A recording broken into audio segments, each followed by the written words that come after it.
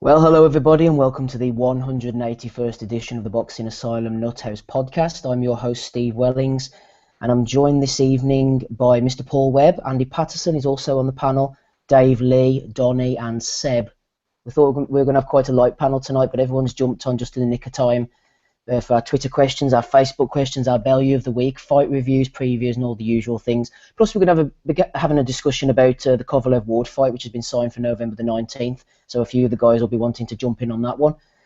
As for the fight reviews, there wasn't really a lot over the weekend, to be honest with you, on Saturday the 18th of June. But the main card, I'm sure all the guys stateside will have seen it PBC. We saw it obviously on Box Nation or on streams or whatever it was over in the UK from the UIC Pavilion in Chicago, Illinois. There were quite a few different fights on here. I'm not actually sure what the nominal main event was, but the main fight for my eyes was probably Juan Carlos Payano against Raushi Warren in a rematch, which Warren finally managed to get his revenge for the bantamweight titles. I think the IBO was on the line and the WBA Super World Bantamweight title, but regardless of how good these titles were, Raushi Warren, he certainly was pleased with himself at the end whenever he fell to the floor and started crying, and Mike Stafford behind him. We saw a bit of AB as well in the ring, and he really enjoyed his victory, so fair play to him. On the card as well, there was a huge shock. I thought anyway. Joe Smith Jr. 21-1 going into the fight. I didn't even know much about this guy at all, but he's picked up the WBC International Light Heavyweight title with a stunning first round knockout win over Andre Fonfara at light heavyweight. And Erickson Lubin as well got a win, third round TKO over Daniel Sandoval, and Hugo Centeno Jr. Knocked out Maciej Selecki. Sorry about the pronunciation there, guys. I didn't actually see that fight myself, but I know Donny did. Donny, actually coming to you then. Feel free to jump in on whatever the hell you want, to be honest. But Payano Warren, actually, I don't know if you saw the first fight. It was actually a pretty good fight. The second one was okay too. I thought Warren started off quite well. Payano started to come into the fight as it went on. I was actually kicking myself for not picking Warren by knockout in the prediction league, but it turned out that it was lucky that I didn't. I started to get the feeling early on that he was going to stop him, but seemed to run out of a little bit of steam. Payano maybe tougher than I thought. Did you ever think that a stoppage either way was on the cards? Well, actually, I'm sorry, I didn't know. Maybe you should lead off with Andy on this one because I didn't watch the. That's the only fight on the card I didn't see.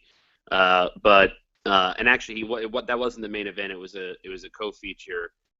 Fonfara always headlines in Chicago because he's Polish, and there's a huge Polish-American contingent there.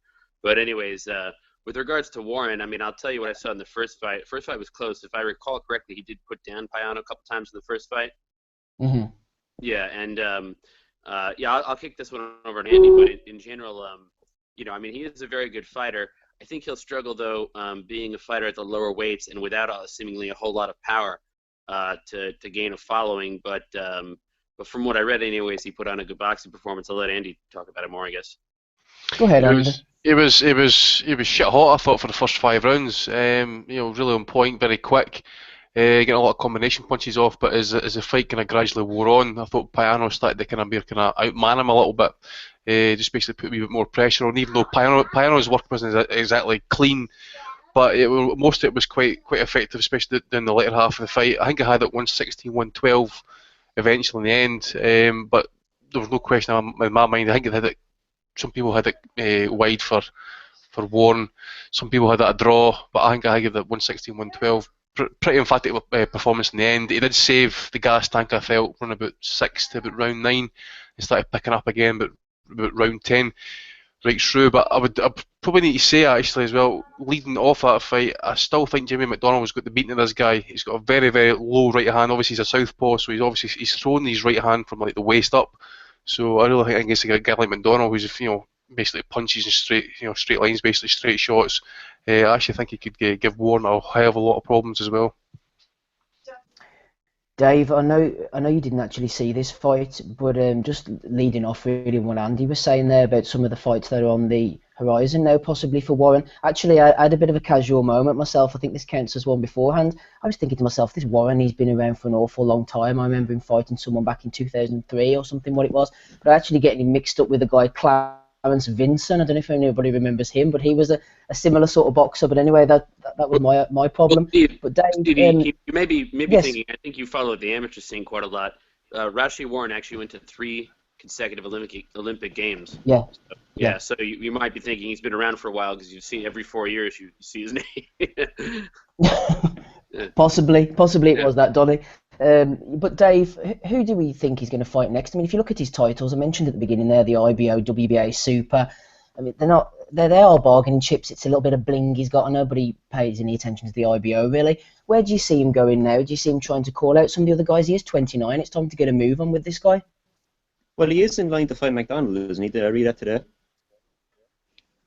Is that going to happen though? I mean, somebody mentioned that on Twitter earlier. I don't know exactly. I thought Hearn said he's mandatory. Right. Mandatory. See, this is the problem Hearn's got here, because Hearn's like, Jimmy McDonald's a world champion, but then he's not really got the full or the most legit Panamanian title, because if you just look at the history of it, the title that Warren picked up last night was actually held by Anselmo Moreno for 12 defences. So he was kind of more classed as a more legit bantamweight at that time as well. So really, it's more a kind of unification of Panamanian titles. But if you look through it, McDonald's been fucked over by politics in the sport. WBO unification did they come through because he held the fake Panamanian title. So this is the real title now that they're going to be fighting for, and there's mandatory. Yeah, Dave, once again I've been caught out by the political machinations of the sport there. If there's anything you want to add on Mr. Warren or Mr. Payano, Payano's undefeated record is gone now, of course. I know you didn't get a chance to see this one, or if you want to segue off into one of the other fights on the card, then feel free.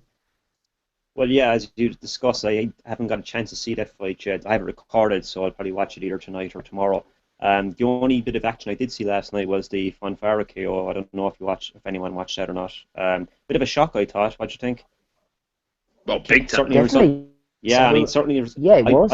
Because he seemed to be hurt. He seemed to be hurt, didn't he, beforehand by the left hand? And then he came back with this one hell of a right hook, and then Fonfara was clearly hurt himself. And then he took a few shots on the arms, but then that left hook from Smith put it beyond doubt for me. Yeah, I mean, it was the right hand that dropped him initially that looked to really relieve him of his senses altogether. When he got up, you could tell that that was pretty much it. I'd actually like to see a rematch, because usually with first round knockouts you don't know whether if it's a kind of like a freak result or not. Not to say that I'm not trying to take anything away from Joe Smith. Like, I don't believe in lucky punches. If you catch someone with a clean shot and take him out, that's not luck. That's precision. That's timing. And it's technique. But it'd be interesting to see whether it was a freak result or not. And I don't know what to make of Fonfara, to be honest with you. I mean, his best performance was, for me, a losing effort against Stevenson that time. So I'm always kind of wary of fighters where their best performances are losing efforts. I mean, I know that he had to fight against Cleverly and the win against Chavez, but I always thought the jury was still out on him. I don't know how good he really is. I didn't know much about that Joe Smith either before last night. This is why it really took me by surprise. I don't know if any of the other guys on the panel had seen much of Smith beforehand. Donnie, did you see much of that Smith guy beforehand? Well, actually, I did see him once. I think when I was covering a fight in 2014 for our website, which is currently under construction. But anyways, no, I did actually have an occasion to see him. He's a New York area fighter. I'm in Connecticut. That's near New York, and actually, he was a New York Golden Gloves finalist. I think it was in like maybe 09 or 08. And he fought against Shawnee Monahan and beat him. And that was Monahan's last amateur fight before he went and turned professional. And now the both of them are in the top 5 in a lot of organizations, and at least a couple, I believe, for the in contention for the light heavyweight title. They're both from New York. And they both actually are pretty big ticket sellers, even in their own right. Even though they're only contenders, they really are actually, which is kind of rare, and sometimes in certain parts of the United States, it pops up here and there. But usually the way guys get recognition here is that they become, basically champions. That's then everybody gets on board. But very few guys are built locally anymore. Well, he when he fights in Long Island, Smith, he sells a few thousand tickets, and when Monahan fights in New York, he always sells about 5,000-6,000 tickets just on his own. Forgetting, I'm not talking about, I'm not talking about like the people that will come because there's boxing at the Garden or something. I'm talking about there's like 5,000 people that he brings with him every single time because either they are his family they're his friends, or they're people in the community that if they don't know him personally, they feel like they're connected to him. And so, I mean, to have those guys rematch the 09 Golden Gloves final would be, I think, a great fight. And if boxing worked like it should, but it rarely does, but if boxing worked like it should, those two guys would fight, and the winner would get a crack at Kovalev or Stevenson. And so, of course, Smith also has a rematch against Fonfara. And, Fonfara, this is supposed to be a tick-over fight, if you will, for Fonfara. Of course it wasn't. And he was supposed to go rematch with Stevenson. So maybe Joe Smith gets the shot at Stevenson. But Smith's an interesting character because he's a construction worker. He works on construction sites. And also Monahan, I don't know if he does anymore. He's kind of come up in the world a little bit as well, but he started off as he laying down sidewalk and bricks. So you got two like working class white guys from New York, American born. You don't really see that a lot. The last guy I think that really fit that mold was like Arturo Gatti. Gatti and Mickey Ward. So that would be an interesting dynamic to see those guys get it on. I would like that a lot. Yeah, I remember you mentioned Monahan there. I remember when I was in New York for the Martinez-Macklin fight, he was on the undercard to that. He brought a sizable contingent to his fight. He's got a really strong fan base, hasn't he, Monahan? Yeah, he does. Like I said, aside from just bringing in people that are interested in boxing, you can always count on him to personally be able to move at least 3,000-4,000 tickets. He's very popular. And actually, I didn't know you were at Martinez-Macklin, because so was I. That's interesting. We'll talk about that later. But yeah, it was a wild night. I was just mentioning the Fonfara knockout. I mean, like I said, I don't want to take too much away from Smith Jr., but first round knockouts can be not to deceive, but they don't. A lot of times they don't tell you the full story. I mean, Steve, I'm sure you remember a fighter, Wayne Alcock. I think he was from your area, the Midlands, don't you? Yep. Yeah, I mean, remember when he got knocked out by that chap Lawrence Murphy in the first round? Lawrence Murphy, who because Alcock had won the WBU title from Anthony Farnell. Then Murphy knocked him out, and then Farnell knocked Murphy out to win it back. Exactly. So Murphy was like, this novice guy. On paper, he didn't even deserve to be in the same ring as Alcock, and Murphy absolutely obliterated him in the first round. And then they had a rematch a couple of fights down the line. I mean, as you said, Farnell beat him, and a couple of fights down the line,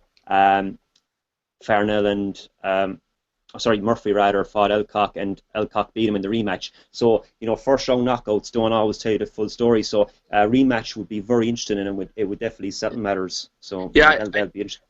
I totally agree, because you know what? I think people got this mistaken impression that Amir Khan had a bad chin after Breedis Prescott just had that. Please shut the fuck up. Here we go. Well done, Donny. I just dispute that entirely. Donny, can I ask you a quick question? I mean, you mentioned, I don't want to veer too much off the subject, but you mentioned the Golden Gloves there. What is the standard like of the Golden Gloves? Because you hear it's something that you hear about. The Golden Gloves. It's something that's kind of for some reason there's the Golden Gloves. Every cunt wins them. Yeah. Oh, go ahead, Andy. I'm just saying that everybody wins the Golden Glove just about. Well, no. That's not true. What the thing is that there's a national Golden Gloves, which actually is a lot more substantial and more prestigious. But also there's the New York one, which I believe is only open to New York State and I think the surrounding area. And there's just something about it. I think that's historically special because so many great fighters came out of New York, and also just because it takes for about 100 years, it took place at the Garden, although now they moved it to the Barclays. But it just like it always took place in Madison Square Garden, and now if you were a New York fight fan, like that's where you saw like the next guys that would be big as pros. It doesn't really serve that same function anymore, but it's still popular. It's popular, yeah, but in recent years, from what I've seen of it, like the standard hasn't been the highest, has it? Well, I mean, I think that you could debate about that. I mean, for instance, there have been some people who fought in the Olympics and who are professional contenders right now that have fought in the Golden Gloves, not just the two guys I just mentioned, but also Marcus Brown, who, although in his last professional outing he didn't look so good, but then I'm trying to think of a few other ones. But I mean, it's kind of a mix. It's like you get like guys that like could be on the Olympic team, but you also get like cops and firemen and and things like that, and they're going out there and they're competing, which is like people like that though. It's not, it may not be the sort of like, oh, here's the guys to watch in the future type thing like it used to be, but people like the working class heroes, like going out and giving it all for they're for no particular, it's not for pay, it's amateurs, so people just like it, and it's televised and everything, and serves a good purpose for the sport, I guess. And Dave, I suppose you would have got a bit of that in the seniors as well. You remember Willie Sandman Mitchell always used to rock in around the light heavyweight region, and then eventually when he turned pro, he was like a welterweight or something. yeah, that's true, yeah. Anyway, Paul, I'm not sure if you've seen the Payano-Warren fight here, but I was actually looking through Warren's record just before the fight took place, and as Donnie was saying, he was a three-time Olympian, 29 years of age. If you look at his record before the Payano fight, he really did fight quite a low level of opposition. There were guys with hardly any fights at all, and then when he did have a step up, he's up against guys with 8 losses, 10 losses, and then all of a sudden the huge step up in class to the Payano fight. It was just a case of saying, you know what, we're just going to have to chuck this kid in and see what he's got. Well, I think they probably always knew they had something there since 2012. I mean, he turned over so soon after the Olympics, whereas quite a few of the Olympians gave it, 10, 11 months, some even longer than that. I think they knew what talent was there. It was just whether there wasn't a huge amount of money. He fought on the undercard of some big shows, but then he seemed to get sent around here, then everywhere. I think he fought in Texas and Carolina and all over the place. So I think it was just a case of the opportunity came to fight Payano, a champion they thought they could win. Obviously, the first fight was very, very close, hence the split decision.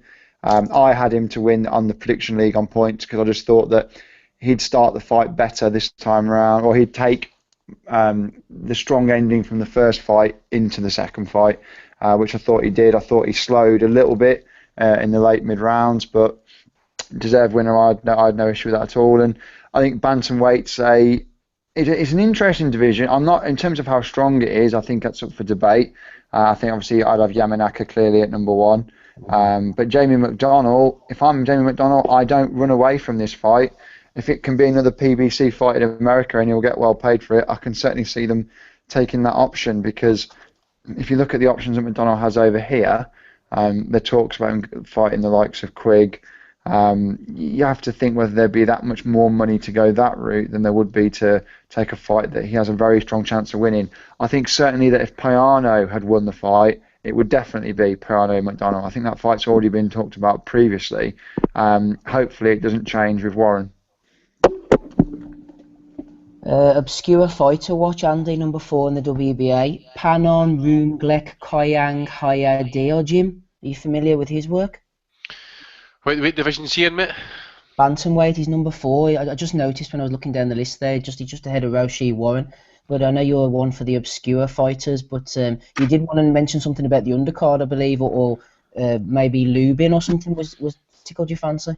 I'm just having a quick look at that name, mate. I didn't recognise him at all. Yeah, the undercard, I suppose it was good in a way that, even though the vast majority of this card was kind of classed as kind of like one-sided for the kind of home fighter or the Heyman fighter, and that, I mean, this guy Safe and Farah was, emphatically beaten. I think it was a right hook he took, actually. It was quite high in the face, and probably around about the tempo shot, so it really kind of did fuck with him. Some people were saying that maybe he was tight at the weight.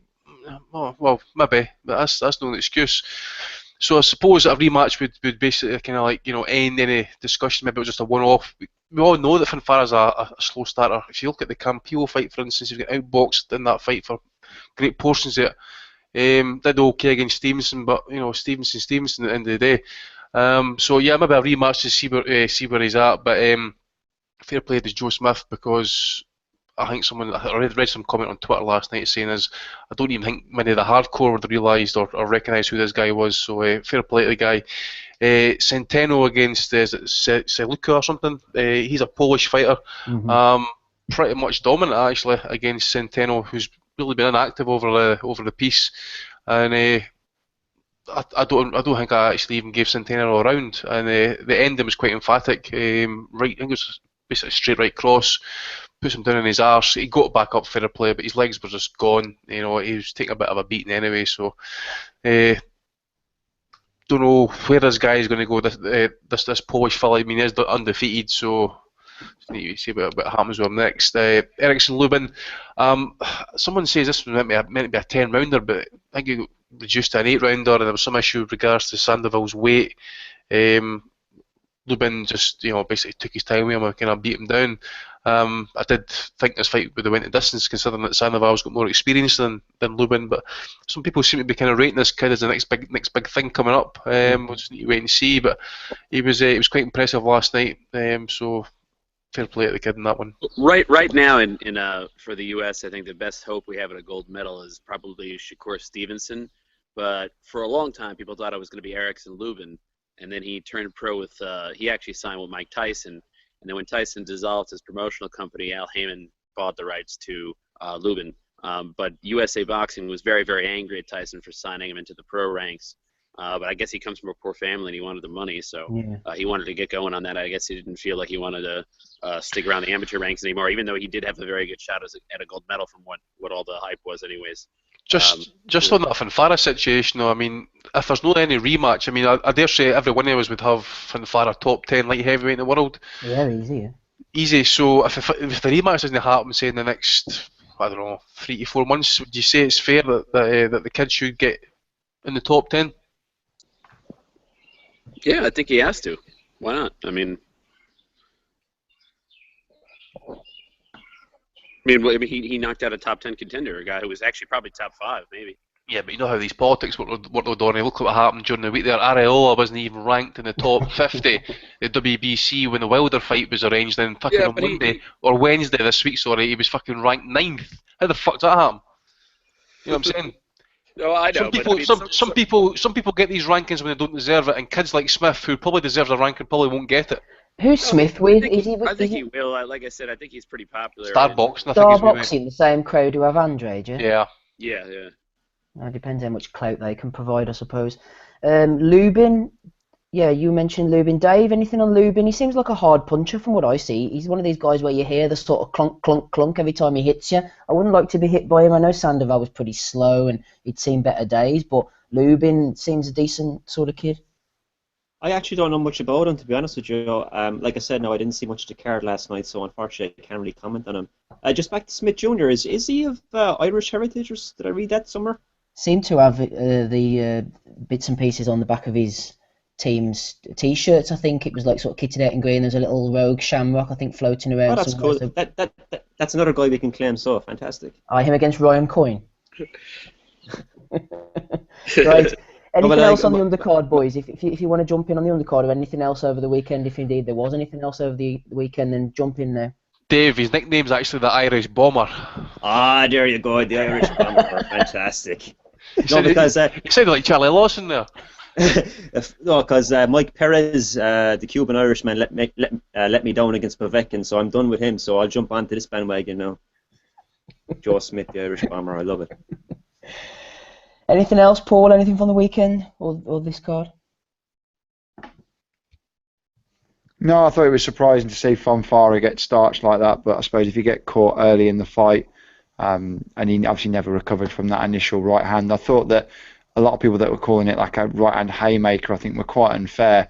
I thought it was just a perfectly timed shot, and I'm sure he'll get a Bellew of the Week nomination, but Mike Coppinger, his assertion that he was winning, completely dominating the round until that punch. So he completely dominated the entire 90 seconds of a fight, so therefore the result was invalid. Yeah, it was but he genuinely tweeted that out and genuinely said that. But no, it was, again, the PBC cards come under quite a lot of criticism, and you can definitely tell with shows like last night that the budget, obviously, we all know, isn't quite what it was, to put it mildly. But the fights I've seen, I've quite enjoyed. I've not watched the whole card. I've not seen Lubin's fight, but if the boxing is good quality, I just can't. And from the viewing figures, I think there's 1.3 mil, which apparently for what PBC has got for certain shows. Yeah, we lost Paul. Is that just Paul who's gone? Aye. We lost Paul and Dave for some reason. Dave as well. Paul was talking about budgets there, Donny. I don't know if you can verify this, but I was reading during the week somewhere that apparently HBO has slashed its budget by like 75%. It's gone down from 100 mil till 25 mil or something. They've spent something like 700 million of it, no? No. I think he's talking about HBO. HBO, sorry, Andy. Oh, sorry. No. I everybody. I mean, it's everybody has said it. I mean, it's one of those things where I don't think it's exactly transparent, and I don't know exactly why. Maybe it's because the boxing reporters are lazy, but it is a publicly traded company, so you would think they would be able to find that out if they really wanted to. But there have been, ample reports that the budget has been slashed. I wouldn't doubt that. Cable television is getting more and more expensive, and so people are, looking to alternatives, whether it's Netflix, and then using the rabbit ears to get your local stations and everything. That's free because it's over the air. And yeah, I mean, but they just keep raising the prices because the networks like ESPN and others keep raising the fees, that they charge the cable companies to carry their content. And so basically everything gets shoved onto the subscribers. So it's a weird dynamic. So I mean, yeah, it makes sense that HBO would have slashed their budget. And with regards to the PBC's budget, you know what? I'm actually starting to think. I was looking not necessarily at their figures, but at figures for other stuff. Like I'm talking about regular season hockey, right? Regular season basketball. Obviously, of course, tonight is the NBA Finals, Game 7. The final game in the series. It's three games apiece or whatever. That of course that's going to be huge. But I'm talking about just like the regular basketball that happens all throughout the year. It seems as if besides the NFL in the United States, every sport is a niche sport now. And if you're pulling 1.5, that's not bad. It's not bad at all. And you know what? I think that Heyman's concept is going to work out. He's proved that he can pull the same numbers that hockey can pull. He proved that he can pull the same numbers that basketball can pull during the regular season. And I think that they'll work out just fine. If you can't look at the numbers and compare them to like old boxing numbers, from 10 years ago or even 20 years ago. You just have to look at it relative to what's going on right now. And the reason why the networks love live sports is because the audience is glued, right? I mean, you can put your favorite show on. You can do it on like what do they call it, like DVR, right? And you can basically tape it, right, and then watch it later, and you can fast forward through the commercials. But sports go stale, right? Like you're going to sit down and you're going to watch that program, and the advertisers know that you're going to land up watching the commercials as a result. And that's why live sports is what's basically keeping the traditional television dynamic alive. And I think that he'll be okay with the numbers he's getting. If he has to spend a little bit less on shows, so be it. But he's got a lot of the talent, and he's getting the kind of ratings where I think they will turn around and probably pay for his content eventually. Vote of confidence for Mr. Heyman there. He's obviously putting a big fight, Andy, on the 16th of July. You mentioned in passing there about Chris Arreola sort of being shoehorned into the ratings at some point. Wilder, another voluntary defence. We all know about the drug testing and what have you with Povetkin, and I believe the Povetkin fight will never happen now. Instead, we've got Wilder defending against Arreola. Arreola, of course, who's lost twice to a guy who Wilder won the title off. He's looked like nothing in his last 3 fights. All the different colours on BoxRec. He's got the red loss against Stiverne. He's got the win over Curtis Harper, where he looked terrible. He's got the majority draw against Fred Cassie, where he seemed quite lucky. And then the no contest against Travis Kaufman. I think, wasn't he smoking weed or something? Yeah. I mean, can we give Wilder a pass, really, at short notice for this one, or what do you think? I suppose we could if a title wasn't on the line, mate. I think that, this is what's really pissing me off, is the fact that the WBC have just dragged this guy, straight. He was, as I say earlier on, he was in the rankings. They dragged him into the top 10 just to legitimise the fight. Take a non-title fight. I understand the situation as it is. I mean, if you look at the rest of the contenders there's no really anybody else who could take the fight at short notice. I don't agree with that. I think that you in other words, if he didn't put the title on the line, what? And then he gets like beat or something, and then it's like, well, then he's not the real champion. It doesn't matter. No, see, it doesn't really matter, because if a title wasn't on the line, say he gets beat, then he has a rematch and the title's on the line. Well, I mean, all right. That happened in the past, so it's not really. So it says, they both are going to make money regardless. Just in this occasion, as the BBC don't get paid, but I suppose Wilder's quite cozy with them and wants to keep them sweet, so I'll give you a wee payday. But no, it's not a great fight, in all honesty. But on the basis and on the kind of the timescale we're talking about, I suppose it's okay as such. But I'm not happy it's a title fight.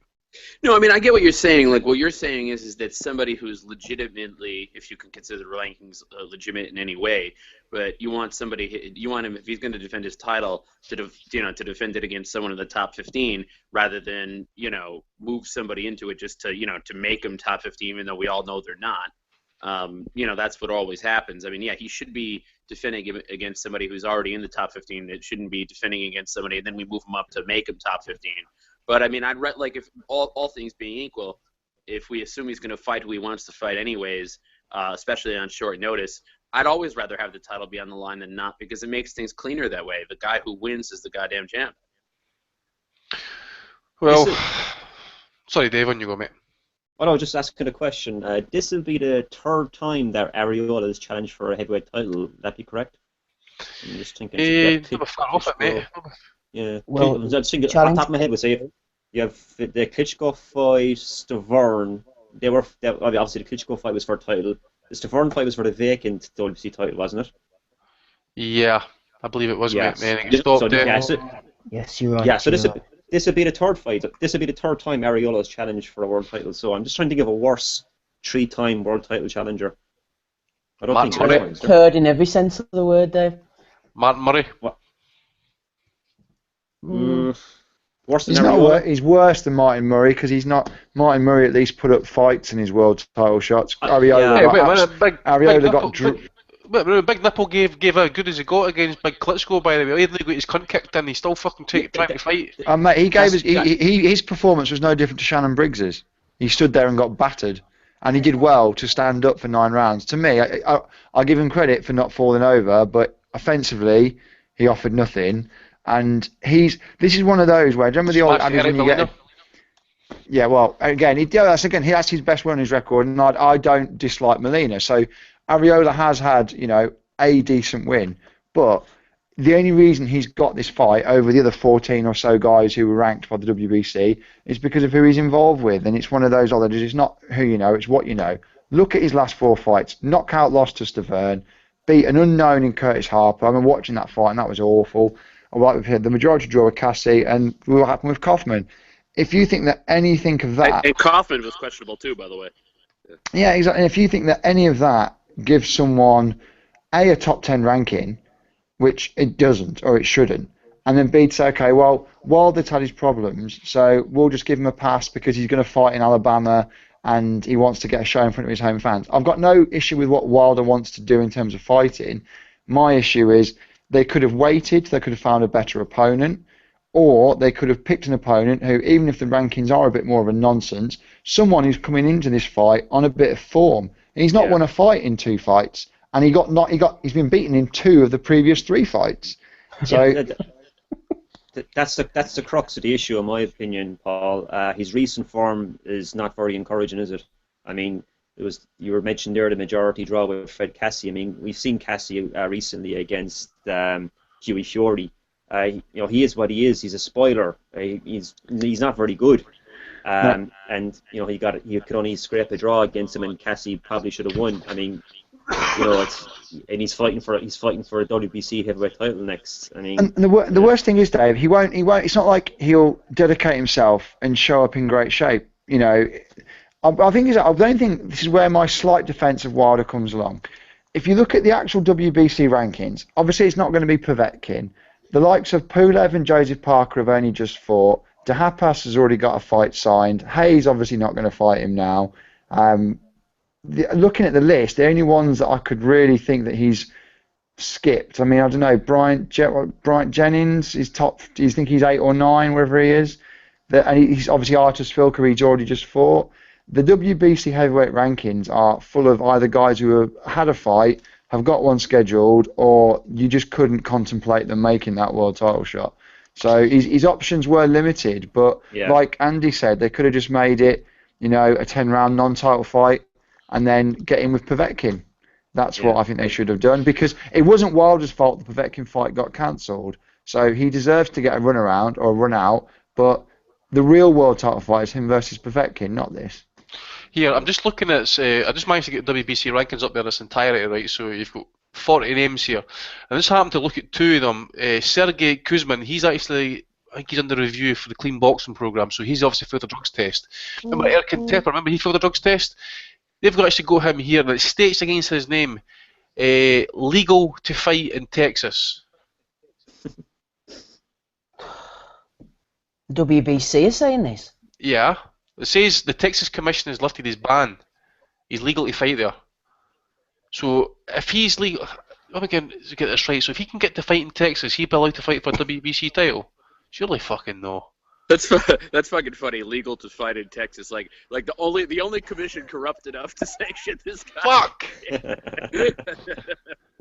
Sorry, Steve.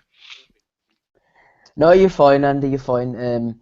We're waiting for Seb to jump back on so we can go off into the Kovalev Ward discussion. But while we're waiting for him to jump on, I'm going to actually ask a Twitter question or two, if that's okay, guys, because we have one that's quite relevant to that heavyweight discussion. In fact, Paul, I think this is a good one for you.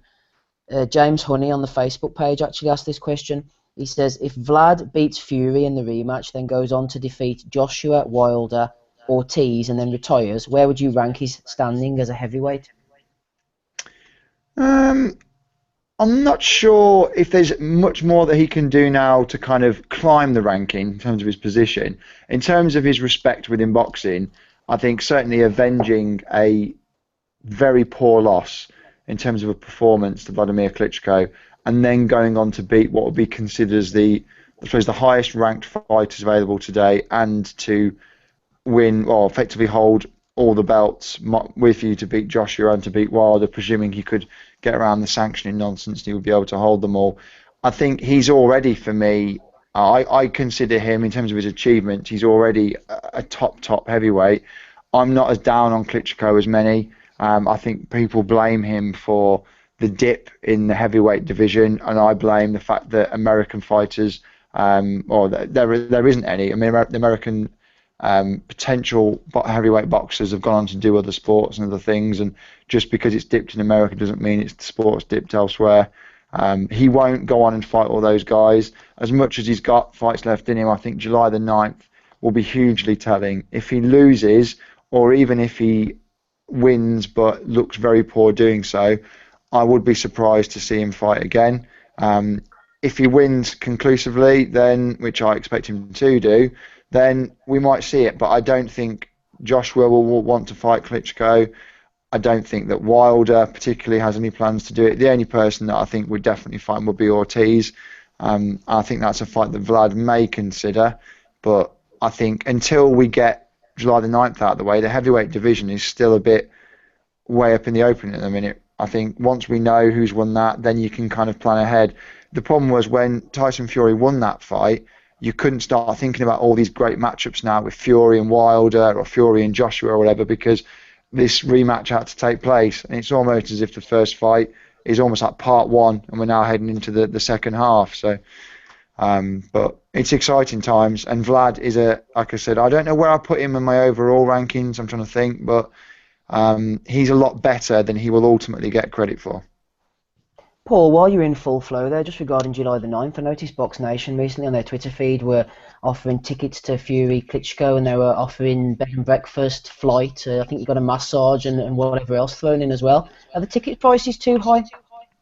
Well, yeah, in short, they are. It's a real shame, because they obviously had to go to some effort to get Vlad to come over here. Obviously, the belts help, but it took an awful lot of effort, I'd imagine, to get Vlad to agree to fight in Manchester, and they did it on the proviso that it would be a sold-out arena. Now, obviously, they've got to try and cover their costs, but their pricing structure was absolutely abysmal. This isn't Frank Warren, obviously. This is down to Hennessy and down to K2. The cheapest price bands were gone within seconds, because, in my opinion, there were none, or there were less than £150 tickets available for sale. And then it starts to jump up and up and up. Now, when I went to see Frampton Quigg, my ticket was £60, and I was in block 206. The equivalent ticket for this fight is £260. Now, that's the same case all the way down. Ringside's £1,000, but I almost take ringside away, because people that will spend that money, the Doc Asifs of this world, on their NHS pay, they will just spend it regardless. But it's the lower block. So if you're sat in block 110, which is a very, I think 110, which is a very, very popular lower block at the MEN Arena, or whatever it's called this week, you're looking £400-500 plus fees. The pricing structure is incredible, and the problem is that they're about 50% sold at the minute, and I think we'll end up being with 6,000 or 7,000 seats empty, or you'll start to see a lot more given away as part of competitions or voucher deals. And even the guys on the undercard, if you're an undercard fighter and you turn around to your mates and you say, right, I've got tickets, it's £430. It's very, very difficult for these guys to sell. And I think it'll be a bit of a PR disaster to have the arena looking like it will, but it's their own fault. What they like I said, I was joking that I was expecting a magical Tyson Fury rib injury, fight gets pushed back, tickets go on sale again for a much cheaper price. Hopefully they've learnt the lesson and they won't do it again, but that's all it is. I think people want to go and see this fight.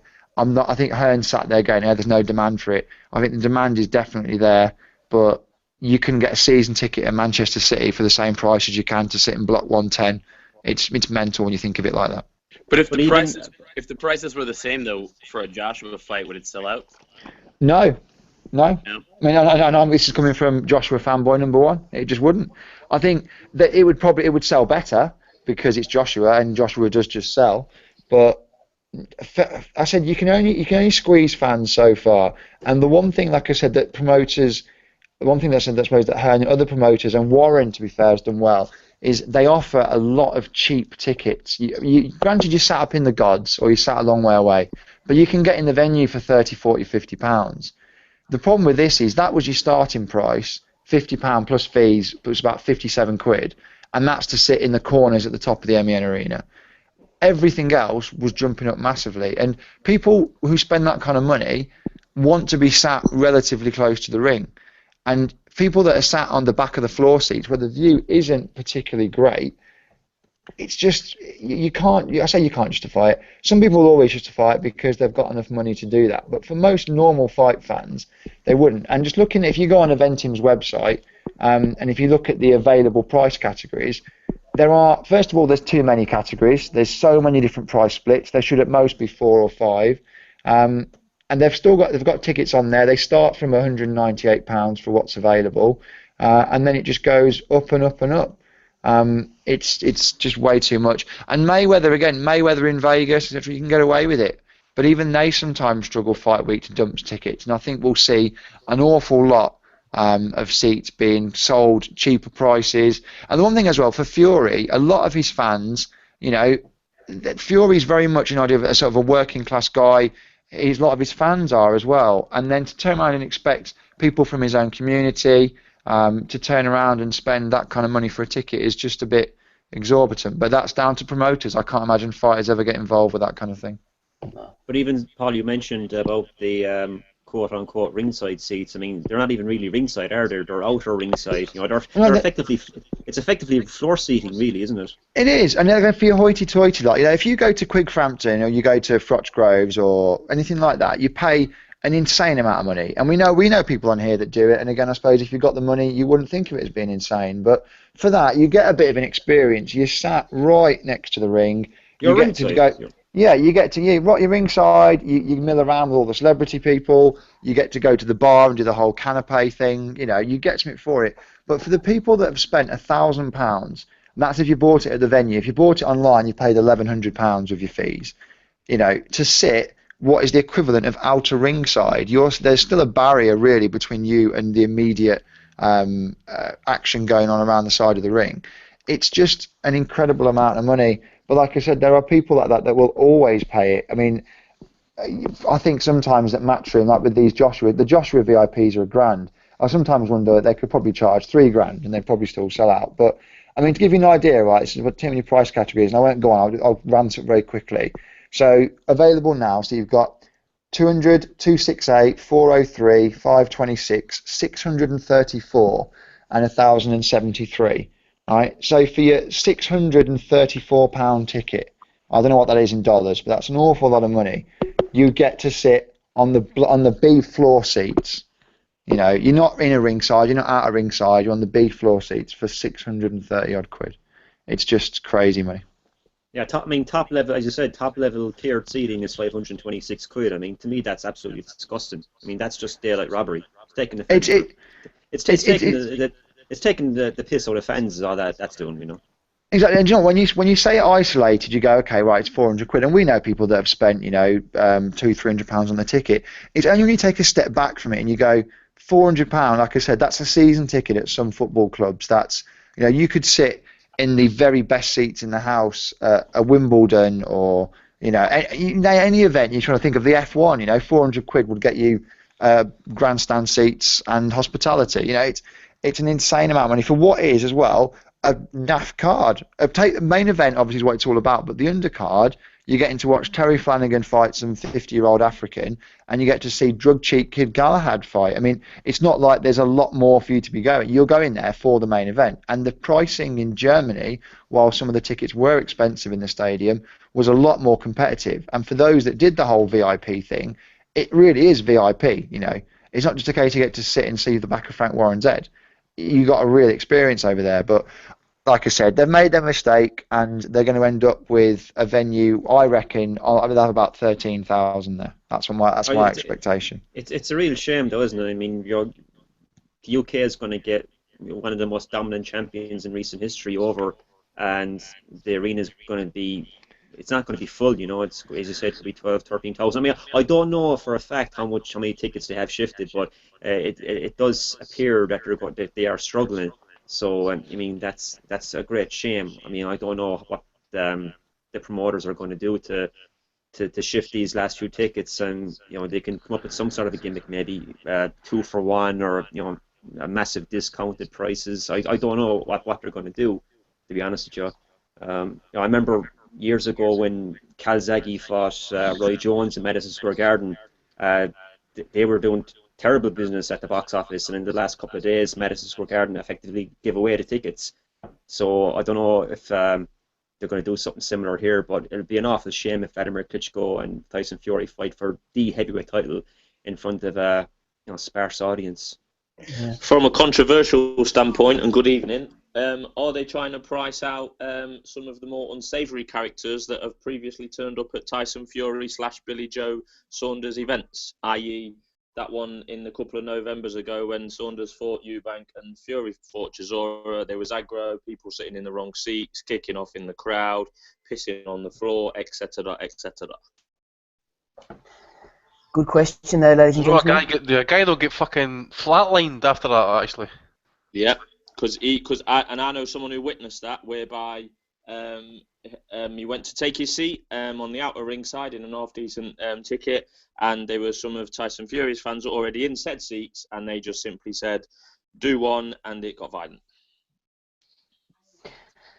£1,000 going to cost you to see Fury Klitschko then, if you want to get down there, if you want to mix and mingle with the celebrities. But we've got plenty of celebrities on tonight, including Mr. Adam Smith, who's joined us. Adam, are you well? Yeah, I'm not too bad actually, thank you. I'm looking forward to I thought I'd bring a bit of casual to the proceedings. You've never watched nothing for 3 weeks, you cunt. I've not watched anything for 3 weeks. I've not 2 out of the last 3 weeks. I've not given any predictions in. But the main man of boxing in the world, not just Britain, is back next Saturday. Who? You better not say who I think you're going to say. Well, Paul's already alluded to it, but no, I've decided I ain't paying for it though, which is good. But I'm still, people talk about it, mate. It's not just me. People talk about it. Well, we're not going to talk about it right now, Adam. So just hold on there. We're going to cool. We're going to move off it into a bit of Kovalev Ward chat, actually, as it happens, because we have another celebrity on the line with us, Seb, Lord Lucan himself. We've managed to track him down. Seb, unmute yourself, because we want to hear your opinion, and I'm sure all the listeners do as well, on this Kovalev Ward fight, which is heading for... Is it heading for Vegas on November the 19th? Mr. Casual myself here. T-Mobile Arena. T-Mobile Arena. Sorry, Seb, take it away. I'm not going to give the big spiel, the big introduction. You tell us exactly what we want to hear. No, I was going to say, all the guys who are familiar with me from the forum, they know that I've been talking this one up for quite a while, probably like well over a year, like about 18 months or so, going right back to the point in time where a lot of people were catcalling Ward and saying he'd never move up to fight Kovalev. I think Andy was one of them, actually. But I always believed Ward would come back. Obviously, he'd come back. But when he did, he would eventually move up and make moves to fight Kovalev when it became clear to him that there was nothing going for him at 168 pounds anymore. And I always based that on what I discerned about Ward's character. I mean, I know he's getting a lot of stick for the amount of time that he was on the sidelines for one reason or another, but he'd sort of like never given me any compelling reason to think he would outright duck any challenge. So moving up and seeking out the best at 175 was always going to be a natural course of action for him in due time. And I think the timing of it has actually worked out well, because it's come at a time, the Kovalev-Ward fight has come at a time when it's really the most important fight that can be made in the sport. I mean, you've got Ward's pedigree is established, regardless of where you choose to put him on your list since he's come back. We know that he's like a pound-for-pound caliber fighter who was right up there with Floyd and Manny before he went on hiatus. And then you've got Kovalev, who is quite arguably the pound-for-pound right now. I would have him as my number one, to be honest with you. And he's just this monster who keeps going from strength to strength. And the winner of this fight will blow away all conjecture as far as who is the best pound-for-pound fighter in the sport right now. I think it's come at a great time, because Manny and Floyd have fucked off. So the whole thing's just been blown open. And this fight, it crowns the fucking man in the sport. Yep. Do you know what I mean? I mean, that's just, I like the way it's fucking built up. I like the fact that but I mean, I was saying to people back then, just give it a bit of time, it'll happen. And it's boiled up at a time when I think it really is good for the sport to be made. And who is the pound for pound isn't going to be a matter of speculation after this fight. That's the good thing about it. I think anyone in their right mind will know that the winner of Ward Kovalev is the man in the sport. So for me, it's like a really fucking important, great fight. And I don't mean in the sense that it's going to be some thrilling action fight or anything, but I mean, as far as the fight itself goes, I expect we're going to get some good boxing with a sustained air of suspense throughout. It's going to be a tense affair. I think it's going to be cagey to a degree, but I think we're going to get some good technical boxing, and it's going to be very, I think, at least in terms of a live watching thing, it might not be one for replay value particularly, but watching it live, it's going to be a tense, suspenseful affair. It's going to be worth seeing. And I think one thing I was going to say is, if you look at the discussion on this fight, it falls into two schools of thought. You've got like Kovalev, even now, a lot of people are dismissing him as it's crazy. Like, even after everything we've seen from him, you've got a lot of people who are dismissing him as this slugger who's going to be taken to school by Ward. Mm-hmm. And then on the other side, you've got the guys who say Ward's just going to be walked straight through and smashed up. So I think it's a funny one, because I think as far as the general fan base is concerned, both guys are being done a bit of a disservice. You know, on paper, I think it really is a 50-50 fight. Like, personally, I lean to Kovalev, but it's only by a slight margin. I'd say about 55-45. It's really a close one to call. And I think with regard to the side who are playing down Kovalev's abilities, he is a huge puncher. But if it was any other fighter who just happened to possess that kind of brute strength power, you'd pick Ward to shut him down all night long. It's the fact that Kovalev knows how to apply his power behind his jab and his boxing. And that's what makes the risk of one punch affecting Ward's night such a tangible risk. You know, it's such a tangible prospect. It really, at any point in that fight, it's going to be very suspenseful, because at any point in that fight, Ward could be hit with something and go. Do you know what I mean? Yeah, that's rather really than just good. coming. Go on. I was just going to say that's a really good point. Is that it's one thing to have the power, it's another thing to have that delivery system where, as you said, he has the ability to set up his punches so well. So the likelihood that he, you know, it's not just a crude banger who you have in there whose only hope is one shot. You know that he has the ability to set things up and deliver that payload at any time in the fight. And that's why I think, as you said, you know, it's one of those edge of your seat fights. And I think we're also really lucky to have Ward have come up and do what he's doing right now and take on Kovalev, because the light heavyweight division badly needs that, because the fight that we all wanted before Ward decided to come up and take this challenge was the Stevenson fight, and that can't get made. And so it seemed as if, you know, well, what are we going to get that's good at the light heavyweight division? And then all of a sudden this comes along, and it's probably even better than the fight with Stevenson, and it's one that'll actually crown a pound-for-pound king, which is amazing. The thing about the Stevenson fight is everybody can agree on that it's gone way off the boil now, and Stevenson's almost completely irrelevant I mean, it's hard to say about the lineal guy. It's kind of a bitch to have to say that about him, but he is completely fucking irrelevant. I mean, who's he fought in God knows how long? I can't be asked to list him, but he's basically fucking put himself off the map as far as relevance is concerned. Yeah, what we're saying about Kovalev and his ability is he's not just going to be coming and swinging, making it easy for guys like Hopkins and Ward to evade everything. You know, he really knows how to. The thing about Kovalev is what makes this fight so interesting. It's like he knows how to discourage a guy and shut down their boxing. Do you know what I mean? And force them into a state where they're just surviving. You know, like a slick. And I hate the way the word slick is overused. You hear it applied to guys like Erislandy Lara, who isn't fucking remotely slick, in my opinion. But guys like truly slick guys like Hopkins and Ward. It's amazing to me how we saw it against Hopkins, and I don't care about his age. That was a good version of Hopkins, regardless of how old he was. You saw it against Hopkins. He was able to just completely shut Hopkins' boxing down. And it basically became about survival for Bernard for the majority of 12 rounds. That's how good Kovalev is. The guy isn't just a fucking, a puncher who can box a little bit. He's a really fucking good boxer. And I think Ward as well. I mean, if you look at the things that have been said, Ward knows the challenge he's up against. It's like I don't have anything I can quote from verbatim, because I didn't do any prep for this, but I'm sure you've all followed what's been said by both parties and noticed how respectful Ward is of Sergei, and not just respectful, but speaks very highly of his ability as well. And it's been the same in reverse as well. Like, both of these guys really think a lot of each other and believe each other to be the stiffest test they've faced in their respective careers to date. So, and incidentally, that's one thing I actually like about this fight as well, that we're going to get a gentlemanly, respectful build-up to it, like that kind of a promotion. I think that's good for this fight.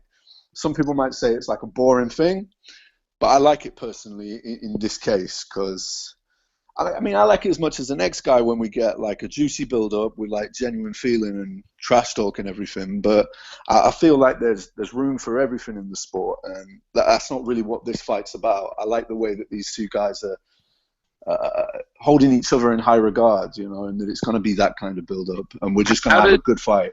How does each guy win? I mean, does Ward need to get it? Ward probably obviously needs to get inside, I would think, right?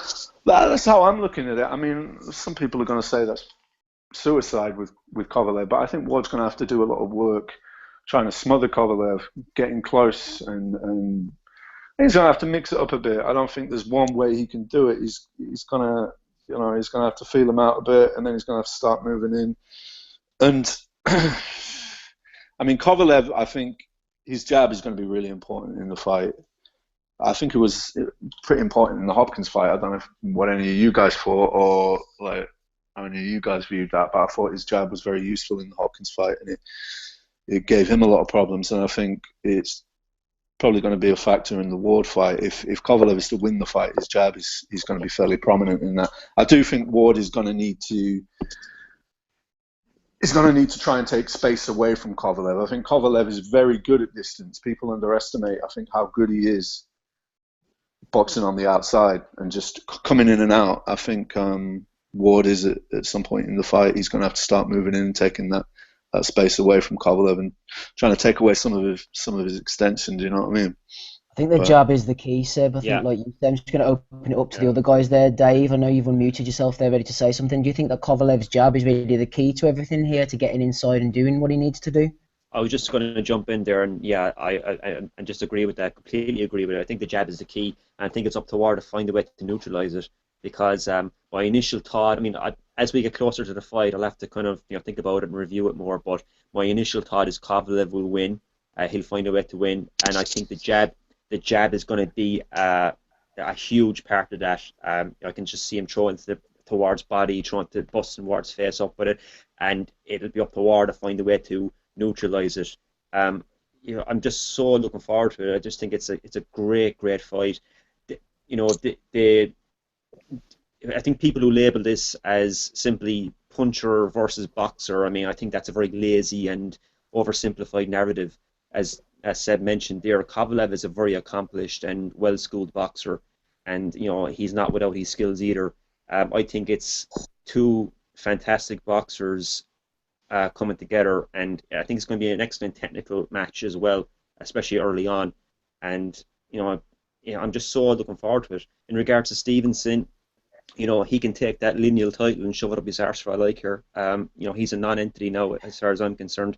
The lineal title, who cares about it? I mean, Zsolt Erdős, that Hungarian light heavyweight, he was the lineal champion a few years back, and no one give a fuck about him. So why should we give a fuck about Stevenson? He's made himself a non-factor. I don't care about Stevenson. I care about this fight. This fight is going to be absolutely sensational, and I cannot wait for it. I might even make the trip over myself to watch it. That's how much I'm looking forward to it.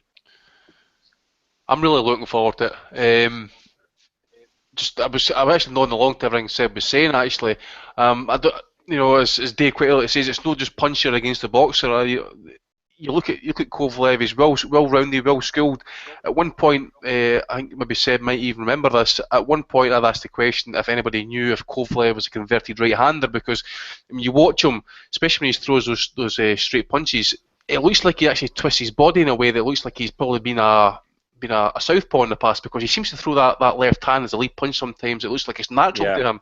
But a lot of sorry to interrupt there, Andy. A lot of Eastern Europeans are taught to jab with the strong hand, so you may be right there. Yeah, possibly as well. But I really don't know if it is the fact that he's converted or his balance is just so unique. I know he does a lot of yoga and stuff like that as by way he's training, so maybe that's what helps him with suppleness or whatever. As for Ward, it is, well, on the fight itself, I think the winner is pound for pound number one. Secondly, we're getting a fight with two top fighters who are possibly, if not in the prime, but close to it. Very seldom do you get that in the sport these days, especially at the higher weights anyway, because people are usually pissing about and dick measuring and demands and all that sort of stuff. So, it's great from that point of view. At the minute, everybody will remember me saying that I think Ward will retire undefeated. At present, I'm going to stick with Ward just now to beat Kovalev. I just think in the inside he could tie him up. It could get a bit kind of tiring for him. That's the only thing as well. So he's got to do a lot of moving, a lot of pot shotting, I think, as well. And when he gets inside, he's got to let maybe 2-3 punch flurries go and try and get out of distance or just tie him up, because anything between mid-distance and up close, I think Kovalev could really, really hurt him. And we did see him take a few punches in his last fight against, I forget that guy's name he fought the last time. I forget his name anyway, but as I say, it's a really, really good fight. I don't expect it to be an absolute fight of the year type thing. I really think you'll see the two fighters probably nullify each other from time to time. Good jabs. The main question is going to be is, can Kovalev just get his feet set enough just to kind of get him into a corner and just land a shot on him? And because you see as well, it's on the first fight against Hopkins when they hit him with the right hand in the first round. You think this, all right, okay, this could be an early night. But Hopkins, he's on his bike. He was basically tying him up, moving, pot shot and stuff. I can see Ward doing that, but I think Ward have maybe more athleticism about him. I could probably see him doing a wee bit better on the cards with Kovalev and what Hopkins did, because as we know, Hopkins is probably closer to 50 at that time, so maybe that's something to do with it. It was still a good win for him though, Kovalev. So this fight alone, great fight. Can't wait for it, and hopefully, as I say, if it wasn't for the fact that my holidays are up in mid-July, I would have went to the fight myself actually. A lot of people thought Hopkins would beat Kovalev though, let's not forget that. Yeah, the odds. I was one of them. Yeah. I was one of them. Adam, you're more about Kurt Ward than Andre Ward, but do you think that Big Sexy's namesake is going to be able to do the business here? I mean, are you going for Andre, or do you think Kovalev's going to be able to do it? It's too simplistic, isn't it, to say this sort of boxer versus slugger narrative, because Kovalev hits so hard, but he's so much more than a slugger. Oh yeah, definitely. I think we all learnt that in the Hopkins fight, that he, outboxed Hopkins for much of that fight, and nullified him. And not many people ever have nullified Bernard Hopkins, even at his advancing years. And we can't really. Hindsight has actually treated us quite well on the Hopkins fight, because a lot of people picked Hopkins before, Andy being one of them, and we thought. I was expecting a few people would say, "Oh well, he's old and use his age and that," but I don't think that's really happened, to be fair. So I'm kind of happy that that's the case. You gotta look at the run he was on before he ran into Kovalev too. I mean, he took out a lot of top top 10 guys in the light heavyweight division, Yeah. pretty handily. So, yeah. It's not a fight. It's a cracking fight to be made, and I'm really happy it has been made. It's not one that really gets me fired back up again, and and will pull me out of my casual tendencies that have happened, that have developed in 2016. But it's definitely one that I'll be looking forward to. Yeah, it's just, I don't know. It's strange to say. I think I would probably get more excited if it was Gonzalez Estrada, to be honest. And I know this is on a bigger scale and more to the wider audience. I don't know. It's just, don't really light my fire. But hey, I'm not hating on it. It's a great fight. It will determine the pound for pound number one. Definitely, I agree with all that. But personally, I just it's not lit my fire yet. It might do close to the time. I'm siding with Kovalev at this early stage. Just because I think it's not as simple, like you said, Steve. It's not as simple as saying puncher versus boxer, but I think his power. I have seen it firsthand, and I was actual ringside, not Tyson Fury, Vladimir Klitschko out of ringside. I was actual ringside when he was bashing up Nathan Cleverly, and he was in it. They honestly it was thuds and bombs going off. He has got serious power. He's got and as we've discussed, about his jab and that, I think he will be my winner at this stage, but I'm not underrating. What's crazy, just to think about it, is just that, you have Kovalev, right? He comes out of Russia. He somehow, I don't know, he must have got a visa to come to Florida and start a career or whatever. He was fighting without a promoter for a few fights. Kathy Duvis snatches him up. How is this guy totally overlooked? Is it just the sort of thing where sometimes fighters get better over time, they learn and they grow, or was he always as talented as he is now, and he was just a diamond in the rough that nobody saw? I think the latter, to be honest. I think the latter, and I don't care about the lineage. Don't care about that. Dave Lee's called it right. Stevenson's just caused himself into the doldrums. No one even concentrates on him, to be honest. And I think it'll be great. It'll be really, as Seb said, it'll be one of them to watch to see how both guys are gonna go about beating the other. It's not straightforward, and we know Andre Ward's a brilliant boxer. He hasn't been beat since whenever he was 12 or something. And again, I agree with the point made earlier. Before he went into his hiatus, I had Andre Ward right up there with Pacquiao and Mayweather. And he should be. You could arguably say Andre Ward should already now be established as the pound for pound number one, and this should be cementing his legacy. A lot of people do have fighting for it right now.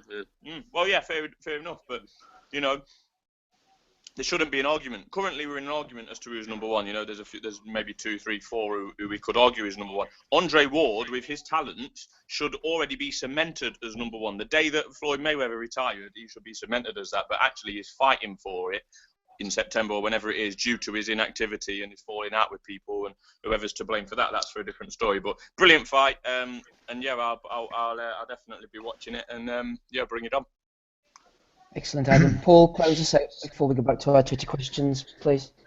All the logic in the world says that Sergei Kovalev should win the fight. If you look at the fact that Andre Ward, since 2013, has had 2 fights, he's fought Paul Smith, who we all know is world class, but has shown that he has a certain limitation at top level, and Sullivan Barrera. In the same period of time, Sergei Kovalev has beat Pascal twice and beat a man who I picked to beat him in Bernard Hopkins.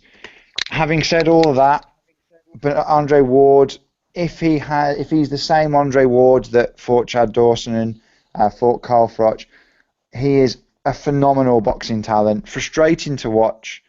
He's not the most fan-friendly style, and it's frustrating because he's got a bit of a dig. He just chooses to sometimes just to fall into a bit of a jab and clinch mentality, but he's a phenomenal boxer. However, you are right, the boxer versus puncher stick doesn't apply to this fight. Kovalev has a lot more power than Ward, but he's also a very good boxer. He may not be as technical in terms of some of the intricacies of what he does, but his ability to mix up his shots, his punch variation, and the fact that he carries genuine power in both hands will make him a very, very difficult task, make it a very difficult task for Ward to deal with. I think a lot will depend on what we see with Ward's next comeback fight or his warm-up fight as it is. This is a man, like I say, who's been heavily inactive. I don't care how good you are, that has to be a knock against you in some way. It's not a case of going 12 months without a fight. It's a case of going a long distance like Ella Mayweather did. It's a case of going a long time without a fight and then coming back and fighting a Paul Smith. So I'm picking Andre Ward.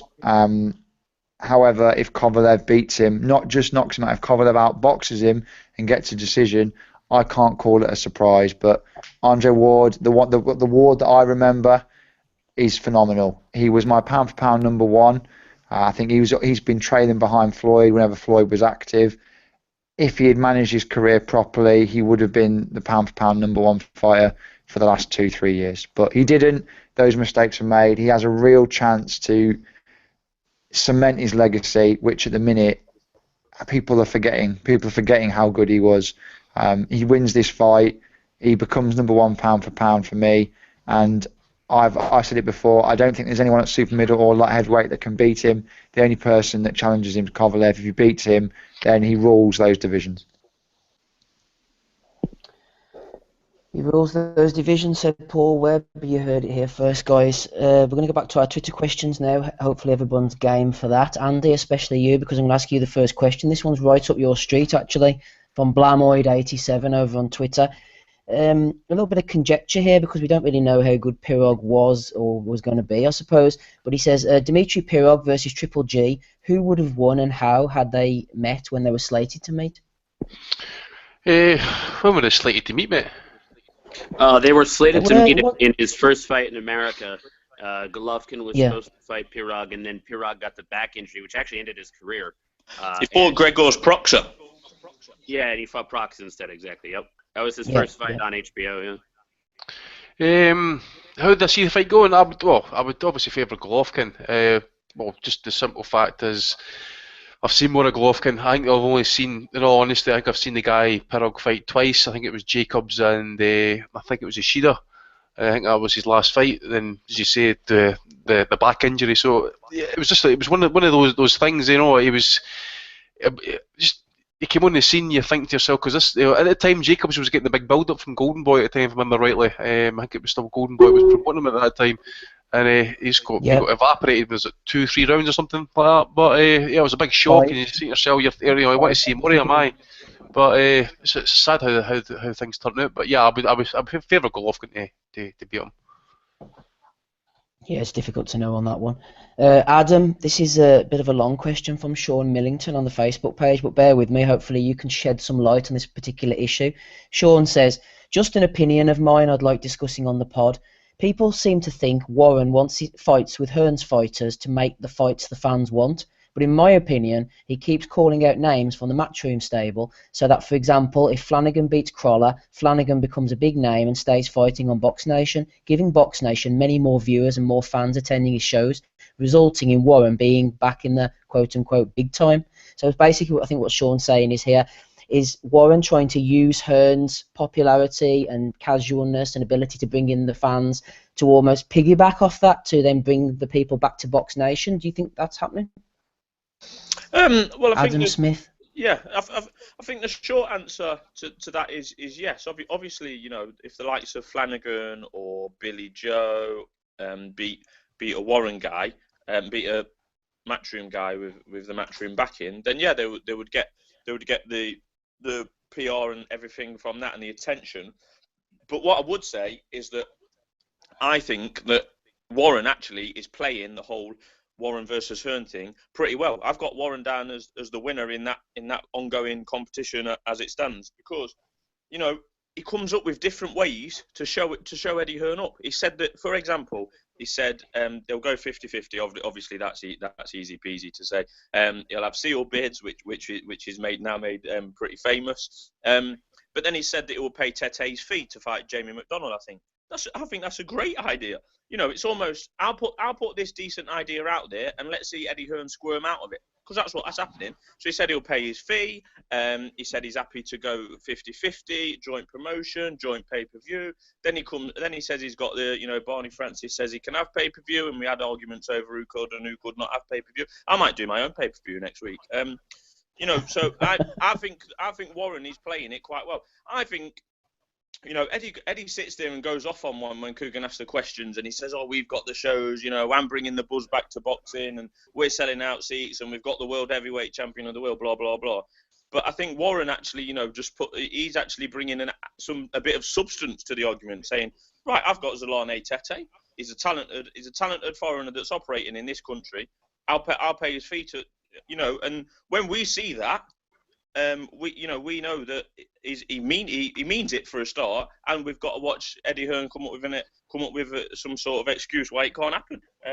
I think Warren's a realist. Obviously, he won't admit it on camera that the facts are people like Terry Flanagan do not have the profile of Anthony Crolla as we stand. That's a fact. But it don't mean that he's piggybacking off him. He obviously wants to make the fight, and what we've got to remember is fights are judged in the ring. Not at the ring, not how many followers you've got on Twitter or how many people are in the stands or what music you walk to the ring to. It's in the ring. And, a lot of people would pick Terry Flanagan to beat Anthony Crolla. And, some would pick Crolla to beat Flanagan and vice versa. It's just it's a poor position to Warren to be in because he just cannot sell shows. And that's his problem. And he knows that, but obviously he won't admit it. He's going downhill. He's been going downhill for years. And he'll have a new company in April, which it's the circle. It's not the tax year. It's the Warren year. We'll have his missus will have a company next year. It'll be called Mrs. Warren Promotions. But that's how we'll go. Just tag allegedly onto the end of that for you there, Adam. No, sod allegedly, man. Sod allegedly. And while we're at it, I'm sticking up for Foz. I'm leading the campaign for Foz to get his reputation back because he's reporting the truth. So fuck Warren. Harsh words from Mr. Adam Smith there. Seb, are you still with us? Yeah, I'm here, mate. I think Seb's got focus. Oh no, no, Seb, I'm here, man. I'm just going to ask you actually, not specifically a Twitter question, but just while Adam was talking about that, we haven't heard your views. Just where do you sit on the whole Warren Hearn thing? Are you an Eddie fan? Will you be buying this pay-per-view next week, for example? Nah, I'm not going to buy the pay-per-view. I don't buy anything at the minute because I killed my license, didn't I? So I don't. After years of paying for every fucking pay-per-view going, I don't pay fuck all anymore. But Warren and Eddie, I don't really have an opinion on it either way. What in regard to Warren and Eddie? I don't have any promoter sympathies. I like a lot of matchroom fighters, but Eddie's got the best stable, so that doesn't mean to say I like Eddie. It just means he's got the best fucking stable. So, what's the question? What about Warren and Eddie? Well, what's the question? I don't give a shit about promoters, to be honest with you. I mean, what should they do? Should they be doing business together? Yeah, they should be, but are they going to get it done? They did recently with Bradley Skeet, didn't they? And but how did that come about? I can't remember how that came about. Was that was like a mandatory thing, wasn't it? And that was enforced, was it, or was it not? I can't remember. I'm so out of the loop. I think there was some kind of mandatory situation, and I think Franks thought it was advantageous to send Bradley Skeet over rather than Hagel because he felt Eggington had the beating of him and whatever. So yeah, but, no, your question's fine, man. I'm not gonna annoy you anymore, to be honest. So. No. What I was gonna say is the way I feel about it. I mean, I know it's not really in the spirit of things to take competition out of it, but I would be. I don't really give a fuck about Warren. I would be happy for everybody, not because I like Eddie, but just because it simplifies the situation. I would be happy for everybody to migrate over to Matchroom, fuck Frank off. I mean, that would be the end of Box Nation, probably. I don't know, but yeah. I mean, I just want to see the good fights being made, and the fact that Eddie's got so many of the best fighters in the country on his books just means that he can make more of the good fights, and the ones that we miss out on, things like Flanagan and Crolla or whatever, they go by the wayside, I guess, unless that does eventually get made. But most of the fights that we want to see are potentially makeable, aren't they? Eddie's got most of the quality, hasn't he? So I don't know. I don't really have an opinion on it. With the Flanagan-Crolla situation, you actually have two guys who are actually world champions in the same division from the same city, right? Yeah. Yeah, that just boggles the mind. I mean, you can understand why something that, like, when you're dealing with like a Floyd and Manny situation. Okay, well, you're talking about hundreds of millions of dollars that needs to be divvied up, and you can. I mean, not that we ever excused it, but we understood why there was obstacles to it happening. But I mean, we're not talking about that level of the sport here. I mean, we're talking about a fight that just makes perfect sense and should happen, right? I mean, our fans, like, in what's the name of the damn city? Huh? Where are they from again? I can't even remember Manchester. No, I think. Did you know what? I actually think Crawler Linares is a better fight anyway, so I really don't care. And I'm really like Flanagan can just fuck off. Like, Linares, I think, would be. Would you favor him to win? Who, Linares? Yeah. No, I think Crawler's got it in him to beat Linares. To be honest with you, I do. I mean, but isn't he going to feel like a complete idiot if he loses to Linares and blows that fight that could have been made with Flanagan? Yeah, but could it really have been made? Was it really on the table? I mean, I think there'd be enough money on there. Could they make that pay? Is that pay-per-view over there? I don't know. Do it on Sky. Yeah, but I mean, Warren's talking big, but is he really sincere in what he's offering? I mean, I know I tend to take a lot of it with a pinch of salt, really, when it comes to Frank. I know he's sort of like he's the guy who's in the pauper's position, so he has to do a lot of talking. Do you know what I mean? And he has to sort of like say, oh yeah, we're willing to do this and willing to do that, but is he really willing to do it when it comes down to it? Do you know what I mean? No, that's fine. That's pretty much what I was looking for. You said, man. So you answered that question well. So don't worry yourself. I tell you what, actually, guys, while I'm going through the Twitter questions here, and there was actually Aaron Down, Durrani's God on Twitter, was actually telling us about there's an Ali exhibition apparently in London. I think he's been to it, and he said it was well worth the visit. So if any guys are in and around in London, they go along to this Ali exhibition. I'm not sure the exact venue or where it is. I didn't get the full screenshot, unfortunately. But I'm sure Aaron will be able to tweet you in on that and tell you exactly where it is. It sounded like it was pretty good.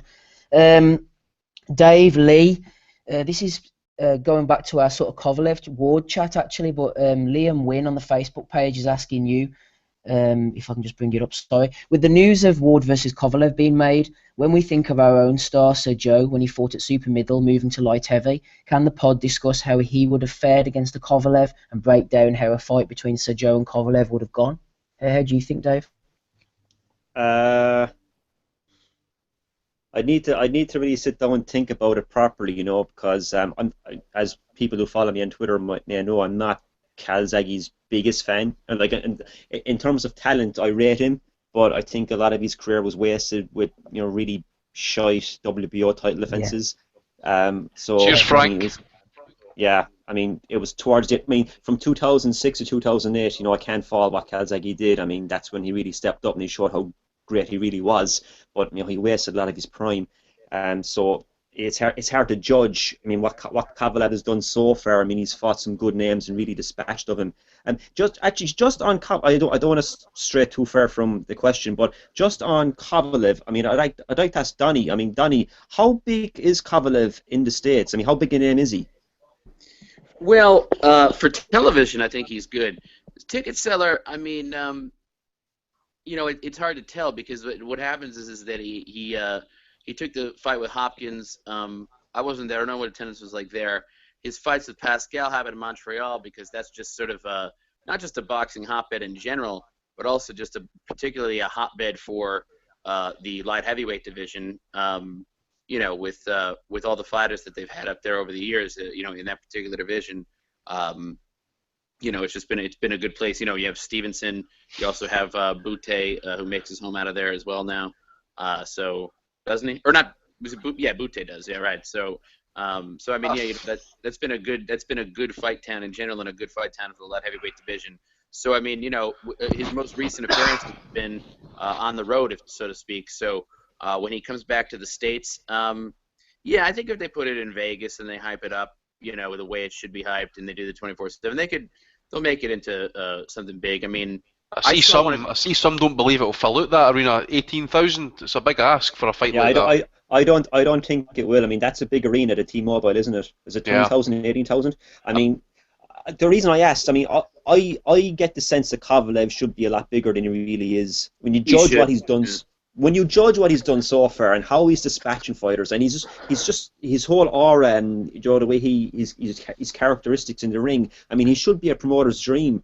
I'm just wondering why he's not as big as he is. I mean, are the Duvas not doing as good a job with him as? I don't know. Because HBO backed the wrong dog, man. They backed the wrong dog, and it's as simple as that. Donnie can carry on. Yeah. Got to the party too late with Kovalev. I was going to you. I was saying you could tell him why, like, HBO put the hype behind the wrong guy, and Kathy Duvas, you don't think she's the best promoter. And I mean, yeah, if you want to say anything on that, feel free. This is back the wrong guy. So they backed the right guy that probably like too late.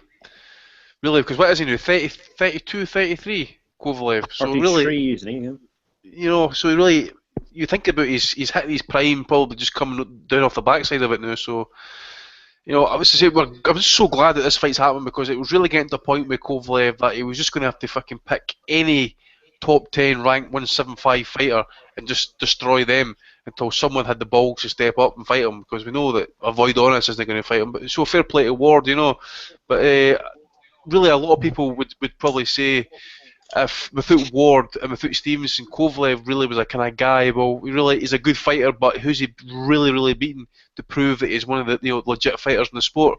So at least he's got Ward now. I mean, there's no way people can say that Ward isn't a great fighter. He's come up in weight. Did look a wee bit fleshy, I must admit, though. But at the same time, he's probably more a legit 175 fighter than most. So, yep.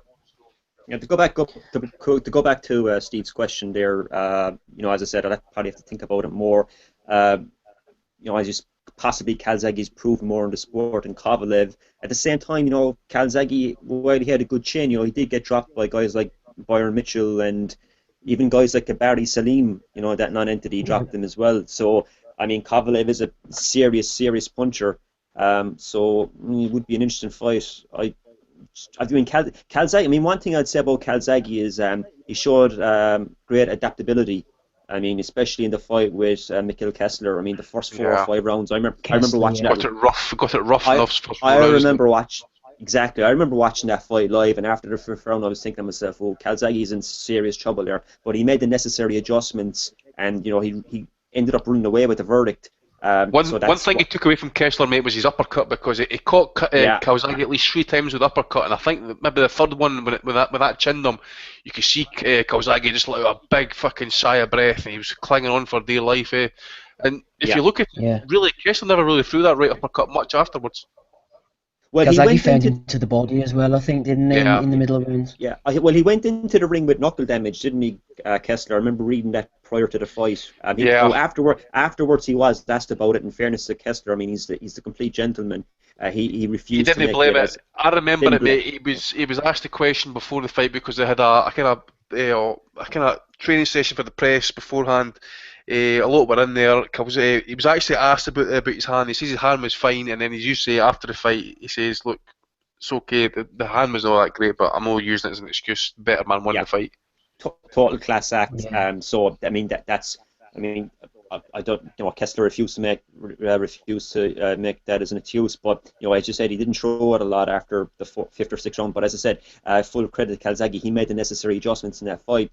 Kovalev thus far in his career, hasn't shown that he's capable of making adjustments if things aren't going to plan. I mean, he said pretty much most things his own way. So I think it would be a heck of a fight. Who would win? I don't know. To be honest, I'd have to sit in defence. We appreciate your honesty anyway, Dave. Donna, you're going to rock it on through these. Nick Garbett is asking you, this is quite a good one actually, question for the pod. The best job you've seen from a cut man? Now, I was thinking Mick Williamson's job whenever Hatton was struggling against John Thaxton. What was it, Thaxton? I think it was Thaxton actually, was a pretty good one. Bad cuts come into my head. Sorry, go ahead, Dave. No, you're right, Steve. It was against Thaxton. It saved him. Mick Williamson saved Hatton that night. You're dead right. I was thinking of Klitschko's cut against Lewis, but Duran? Who was he doing in the corner? What the hell could you even do with that? Yeah, well, he made it look like a piece of like meat that was hanging in a locker or something, and that was ugly. But what I was gonna say was actually, oh shit. Joe Sousa with Arturo Gatti against, was it Wilson Rodriguez, where the eye was closed up like in the first round. Yeah, that was a bad one, wasn't it? And he knew that he was like working against the sort of the clock, because Gotti always had a tendency to swell up anyways, and he had high cheekbones, and he had the fact that he also was frequently partying between fights, and so would have to crash off the weight. So then when you rehydrate quickly like that, you tend to swell up more easily. So it's a compilation of factors, and so basically he gave him, the doctor was like ready to stop it, and they actually held up the fingers to Gotti's face, and he said, how many fingers or something? And I think like Gotti said it for one of them. He says, I guessed. He's like, I didn't know. And so they let him go. And then like Joe Sousa's like, he goes, I can keep it down. I can keep that swelling down for like a few more rounds. He's like, but you're going to have to go out and turn this thing around. So within about 3 rounds, he went and he let his guns go blazing, and he knocked him out. But yeah, he gave him those rounds that he needed to go get the job done, which was ultimately what needed to be done. I can remember watching a fight years ago where they cut through his eyelid, so his eye had swelled that much that they cut through his eyelid so he could see. He wasn't allowed to continue, but that's what can't they did do at the time. Was that in a Rocky movie, Adam? Yeah. That was Rocky against Apollo Creed. I think it was. I've got a feeling it was Diego Corrales. I'll probably be wrong, but I don't care. There was a good one in terms of just a cut man doing a very good job. When Malignaggi fought Miguel Cotto, Malignaggi got a real, quite nasty looking cut very early in the first round, and I think it was in the first minute, and I remember the commentator's reaction was very. Paul cut off. His reaction was so strong that it forced Paul off the call, unfortunately. So we're going to take that I'll throw the opportunity name. to move on. I'll throw in one name. Freddie Brown. Maybe people remember this guy. He used to work with Roberto Duran.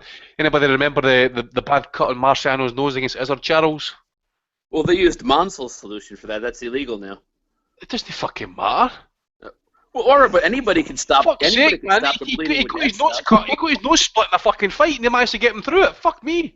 Yeah, because they used something that they. How do you know what he used? It's called Monsel's solution. How do you know what he used? You got proof that he used Monzel? Because it's well reported. If you got proof, okay, Stitch Duran as well. Jacob Stitch Duran, put him in the fucking list. What a knob you are sometimes, man. I'm not a knob, Andy. That happened. It's like, what's it matter if it's illegal or no? Fuck's sake, Donnie. People use illegal fucking things in the corner all the time. They can get away with it. It was legal then, but I'm saying, now. So yeah, your argument's not really fucking hold much weight on it. If it was legal then, it was legal then. So that's it. All right, whatever. Donnie, dust yourself down. Dave, question for this week's pod from Dobson Boxbet. How many fights and versus who is Lomachenko from breaking into the top 5 pound for pound? Wouldn't be too far off now, wouldn't have thought. Top 10 anyway, maybe not top 5. Fuck's sake.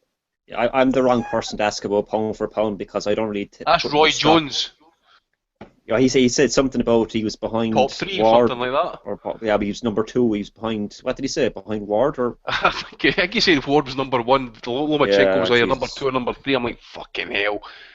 HBO, I'll be honest with you. I mean, I don't put much stock into pound for pound lists. I just think they make for fun conversation, but they're not really something to be taken seriously. I mean, people do take them seriously, and I just kind of scratch my head and wonder why. To be honest with you.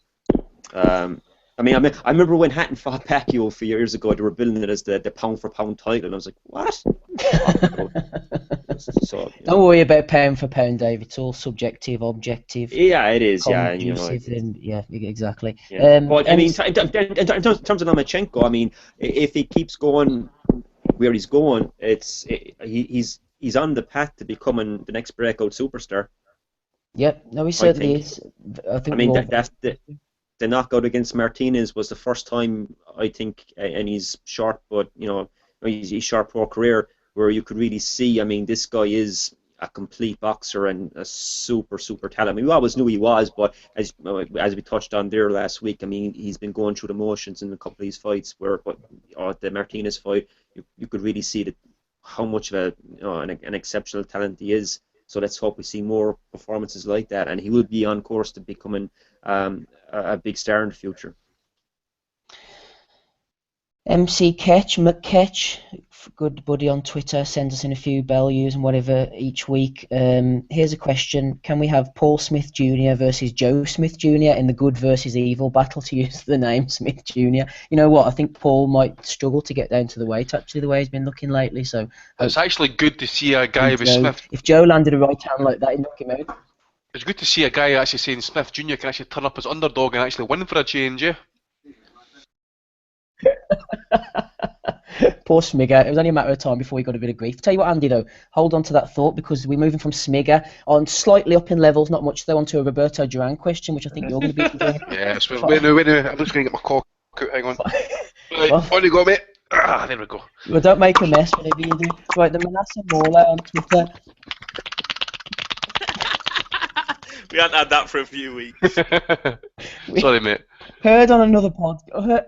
Manasseh Mauler says, I heard on another podcast, other podcasts are available, Boxing History's greatest ever win, Andy, would like that Duran versus Leonard 1 was considered. Would you be considering Duran versus Leonard 1 in Boxing History's greatest ever wins? I really don't know. It was a great fight nonetheless. I suppose at the same time, I think with Duran winning that fight, I think he became pound for pound number one.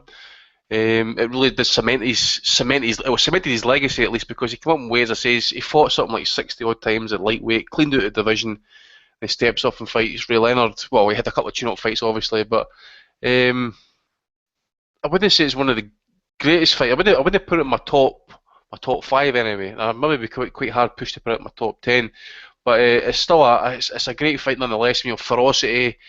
You know, just the fact there's a lot of people were really. Not so much backing Leonard, but just Leonard hadn't really proven himself to many people. You know, he hadn't really kind of had that gut check. Had all the fights mainly his own way. Even if you look at the Benitez fight, a lot of people even try to take the credit away from him for winning that fight, because Benitez claimed he'd only trained for 1 week. So at the same time, I really do think it's a great fight nonetheless. But it was I wouldn't put it in my top 10, basically, mate. No. Okay, Andy, a question from Wes Shaw on the Facebook page. Quick one for the panel. By the 31st of December 2017, will Hearn and Warren have co-promoted a pay-per-view fight? I am going to say no to that one. Who else have we got? Let's have a look. I'm not sure who this question was from, so I do apologise. I think it was from a guy called Michael, and I haven't read it, so I'm going to read it off the hop now. Who's left with us? Adam Smith. I know you're with us and you're raring to go. Everyone begs for a change on Sky regarding Watt and Horling, so my question for the panel is, what roles do we need as part of a presenting team, i.e. analysts, historians, someone to interview the fighters, main presenter? And if money was no object, who would the pod ideally place in these roles to call fights and present the show? Personally, says Anonymous, I would like to find places for Ian Darke on the commentary team and Paulie as an analyst of some sort. Adam, who would you have as your dream commentary team if you could replace these Egypts on Sky? Well, I agree in the main with Mr. Anonymous. I've always said we've answered this or similar versions to this question a few times. To be fair, I've always gave a big up to Paulie. I like Paulie, to be fair, and you know, we do mention often Ian Darke. We mention Barry Jones. We mention my namesake, who I still think's got a job to do, and on the big fights, Adam Smith. I like him back in the day on the old fights, what you watch on Sky, and he's there doing the commentaries on the Hattons and Zoos and stuff like that. But you know, for some, it's a bit strange really, because I haven't watched any boxing on Sky for over a month, so I can't. I've kind of forgot how bad they are, which is probably a good thing. But we'll come back with a bang this week when we watch Joshua. Oh no, but they're showing Joshua in America, aren't they? So I could get that. I could get that particular stream. That would be a great idea.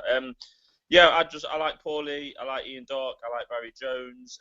I think there's space in the game for some of the retired boxers as well that, you know, could offer a good insight. Unfortunately, Cole Froch is not one of those. even though I do love the man from top to bottom. But yeah, he's not one for TV, I'm afraid.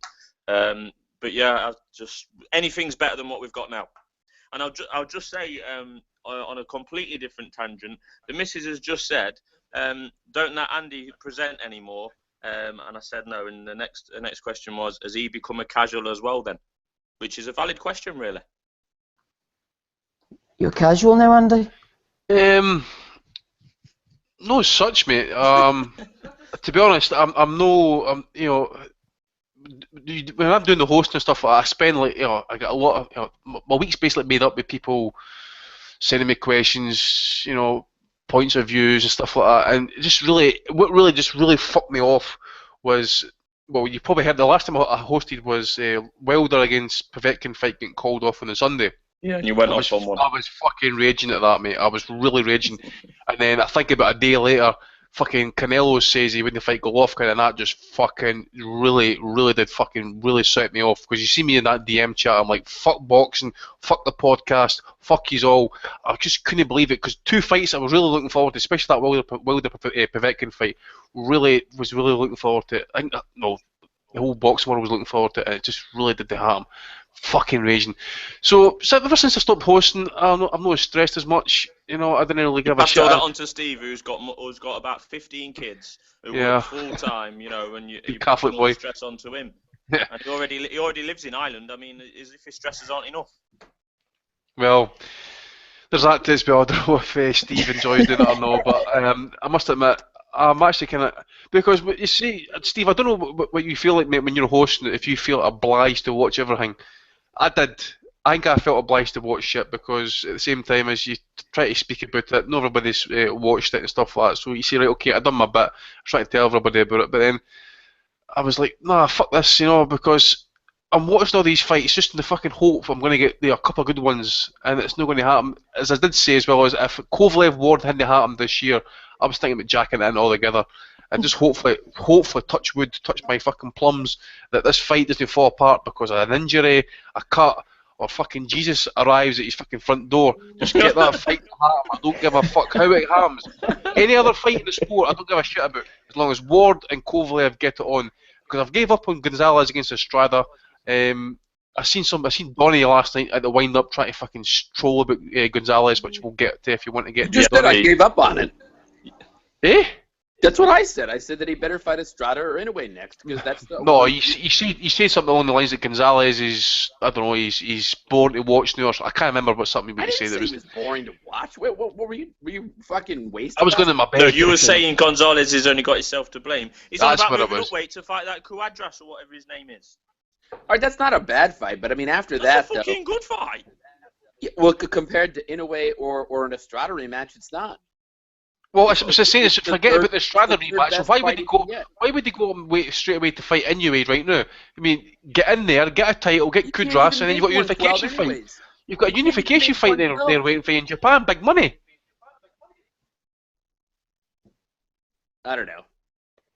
Right, don't worry about that anyway, because my 15 kids are going to start waking up in a minute. So Adam, have you finished, Tom? I was just going to say, in response to Andy's clarification there, the missus said that he sounds as depressed as me with boxing, which I think's about right. Yeah, sounds about right, mate. And you won't doing 50 quid for the swear box. She's doing all right. I was actively talking to me about AJ earlier today. I didn't even start that conversation. But don't think that it was in the sense of I'm looking forward to. She was actually summarising, saying, people get caught up in the hype like her sister, but she was explaining to her sister, even when I wasn't present, that it's just AJ is fighting bums and Eddie's only in it for the money, and I ain't even had to fuel any of this. So she's probably more of a hardcore boxing fan than me at the moment. Adam's missus has gone hardcore. Hey, I tell you who's not a hardcore fan, my missus, Sharon Wellings. I don't know where she is actually. She outed herself as a casual this week. She went to a boxercise class a few weeks ago, and she came back, and I asked her, I says, well, Shaz, how did it go? Is it okay? Yeah, it wasn't too bad. She says, I knew all the punches, through a jab and a right hand and whatever. She says, but there was one punch that I wasn't really sure about. She says, he kept on going, throw the uppercut. I said, what uppercut? It's an uppercut. So is the uppercut like the old Falcon punch to the minge? So is that yeah, I was gonna say is that a low blow? Yeah. So it should be known so forth as the uppercut. Sorry. Well, you've been Shad, up there for more than enough, Steve, with your 15 kids. Thanks for that, Adam. Anyway.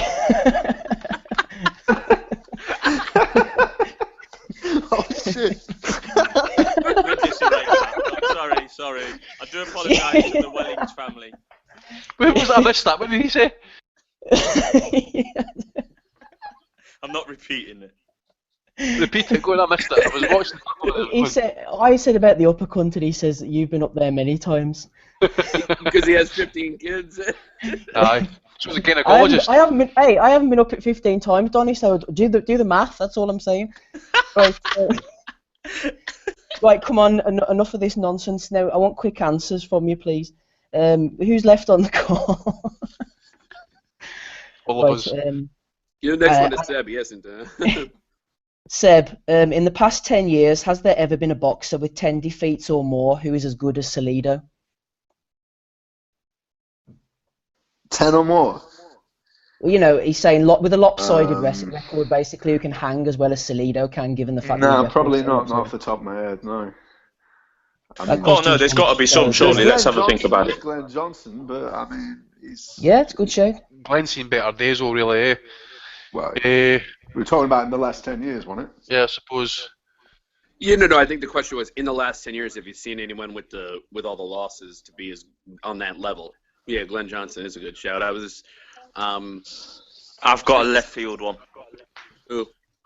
He's not on the top level by any stretch, but that Chop Charlie, he can still win when he's not expected to. Did he not get beat off Jeff Horn recently? Yeah, he's got 25 losses now, Andy Corley, has you? Yeah. What about Darnell Boone?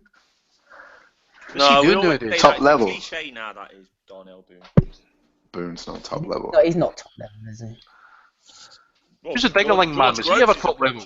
He's been Cobra'd twice. That's Dingaling the man? equivalent of 10 losses. What's his name again? Darnell Wilson, was he? Was he no top level at one point? No, I've just totally made that up. I don't think he was ever top level. Not competing at the level that Salido sort of competing, you know, beating Lomachenko, beating he drew with Vargas, didn't he? Was it draw? I think I can't even remember. That was a draw with Vargas, mate. As Bolasie said for a while, there's a lot of guys at the lower weights who don't care about losing. Who don't protect the O as much as the guys at the high weights or in America or Britain. So there's quite a few of them knocking about. Well, to be honest, I think if we're talking about maybe an Indian summer to their career, I don't think anybody apart from Salido. To be honest, I mean, Christ, it's really good that you see Salido actually getting some of his just dues and the likes off HBO and stuff like that, because he's plodded away. It's great career, tough fights, some fight of the year fights for basically as well. So it's good to see him get some. He's a really skilled fighter as well, Salido. Yeah, man. He's got skills. You ever see him box? He's a pretty good counterpuncher, Salido. He's an underrated counterpuncher, I think, if you ever watch him fight off the ropes. I mean, that second Juanma Lopez fight, he did some really great work off the ropes, and that just counterpunching when he was being pressured in, I think, the 9th round. He's an underrated fighter in terms of his skills. Sorry, Steve. Paul Smith. Fucking hell. Jason Chucklow's mentioned that Belgian cruiserweight. Who the fuck's that again? Is that guy who went distance with David Hay? Is it Abdullah or something? Oh, Abdul... No, what do you call that guy? I know who you mean. The most boring fighter ever. Is Ishmael Abdullah or something like his name? Ishmael Abdul, that's the one, yeah, Ishmael Abdul, yeah. You've got Sorry, Steve. Renga Mock's kicking around still as well. I see he's topping cards in Denmark just now. Mock as well, yeah. Go ahead, Dave. Oh no, I got cut off there for some reason. I was just trying to jump in. I remember that bantamweight there a few years ago, Cruz Carvajal. He beat Danny Romero. I think he had something like 12 or 13 losses. He was a world champion. I mean, he'd be up there as well. I mean, brilliant. Not so much that's great.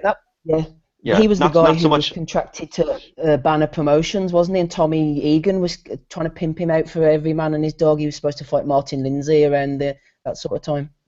John Simpson, by the way, he had a few losses. A few of them are undeserved as well. John Simpson, yeah, I like John Simpson. That's a good show. I mean, he had a couple of losses where he was kind of fed to fighters way above his weight, wasn't he? Yeah. What about Ricky Burns? How many losses has he got? 5 or 10? Nah, I think Ricky's only got something like 5, 6 maybe. I think the answer to Dale's question is I think Salido. There isn't maybe anybody. Salido and Chop Salido is the man with the 10 losses. Salido and Chop. We'll go for those two. Yeah. In terms of domestic fighters, I mean, Andy mentioned John Simpson there. Do you remember Chris Edwards a few years back? The flyweight. The flyweight. Sorry, yeah. The flyweight. Yeah, I mean, who did he fight? He beat Jimmy McDonald. He beat Jimmy McDonald in one of his early fights. It was the same night as Hatton and Mayweather. He used to get cut as well, loads. Yeah. But McDonald, I had only like 7 or 8 fights at the time. But yeah, I mean, he had something he was like 12 at one point. I think he was like a 2-weight champion. I think he won the titles outright. Maybe I might have made that one up actually at both weights. Yeah, I mean, when he fought McDonald, I'm pretty sure he had a losing record, and it was for the vacant British title, and he beat McDonald for it. So I mean, that for domestically speaking, Edwards would be up there, I think. That is why we have Dave Lee on, ladies and gentlemen. Yeah. I'll tell you what, Dave Lee's bringing the knowledge. Never mind Spencer Fear on Dave Lee's the knowledge as far as I'm concerned. Long may his reign continue.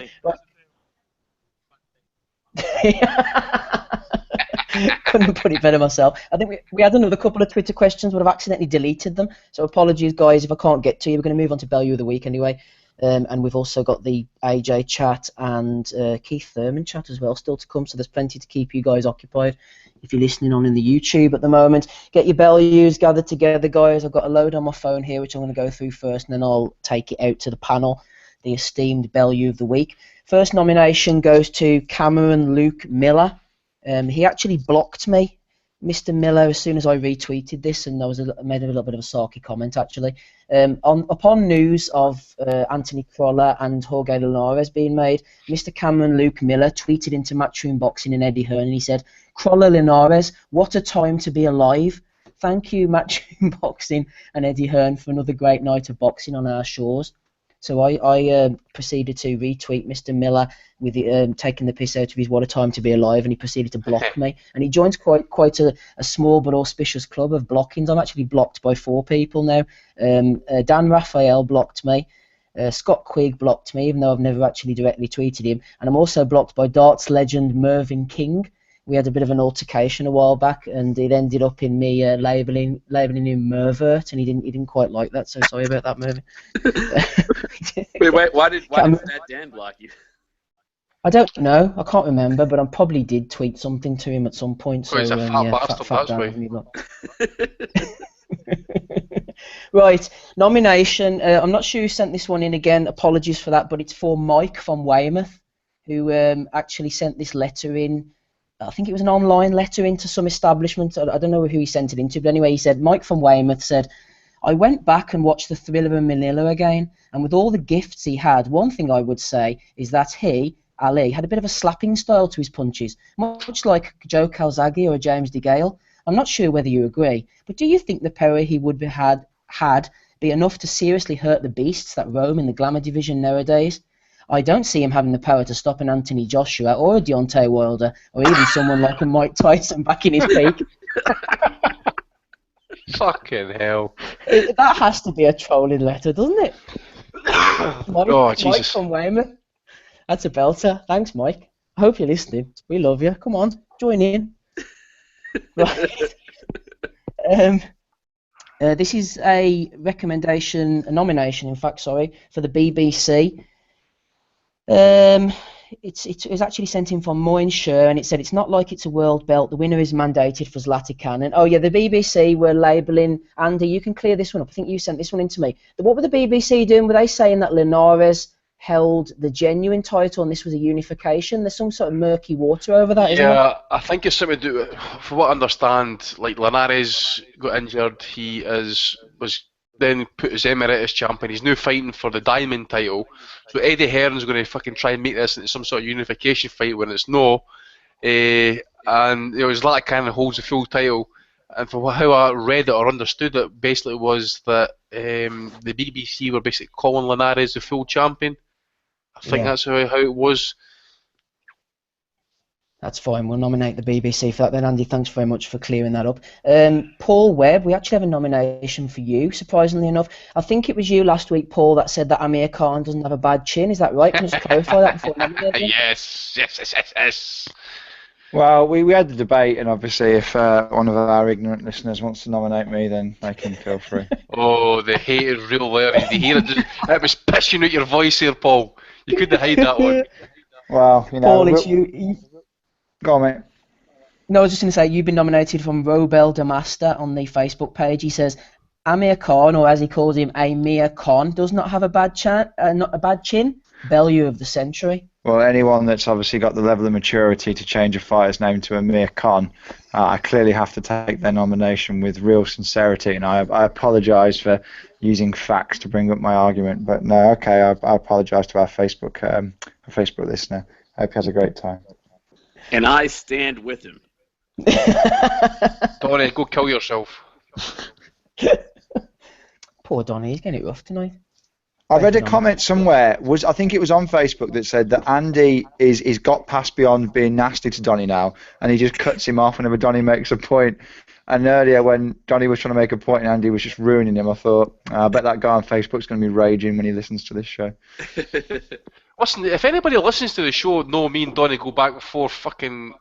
How long is it, Donnie? Fucking years. A long time, yeah. People think it's personal. It's not fucking personal. It's just two guys having a fucking debate.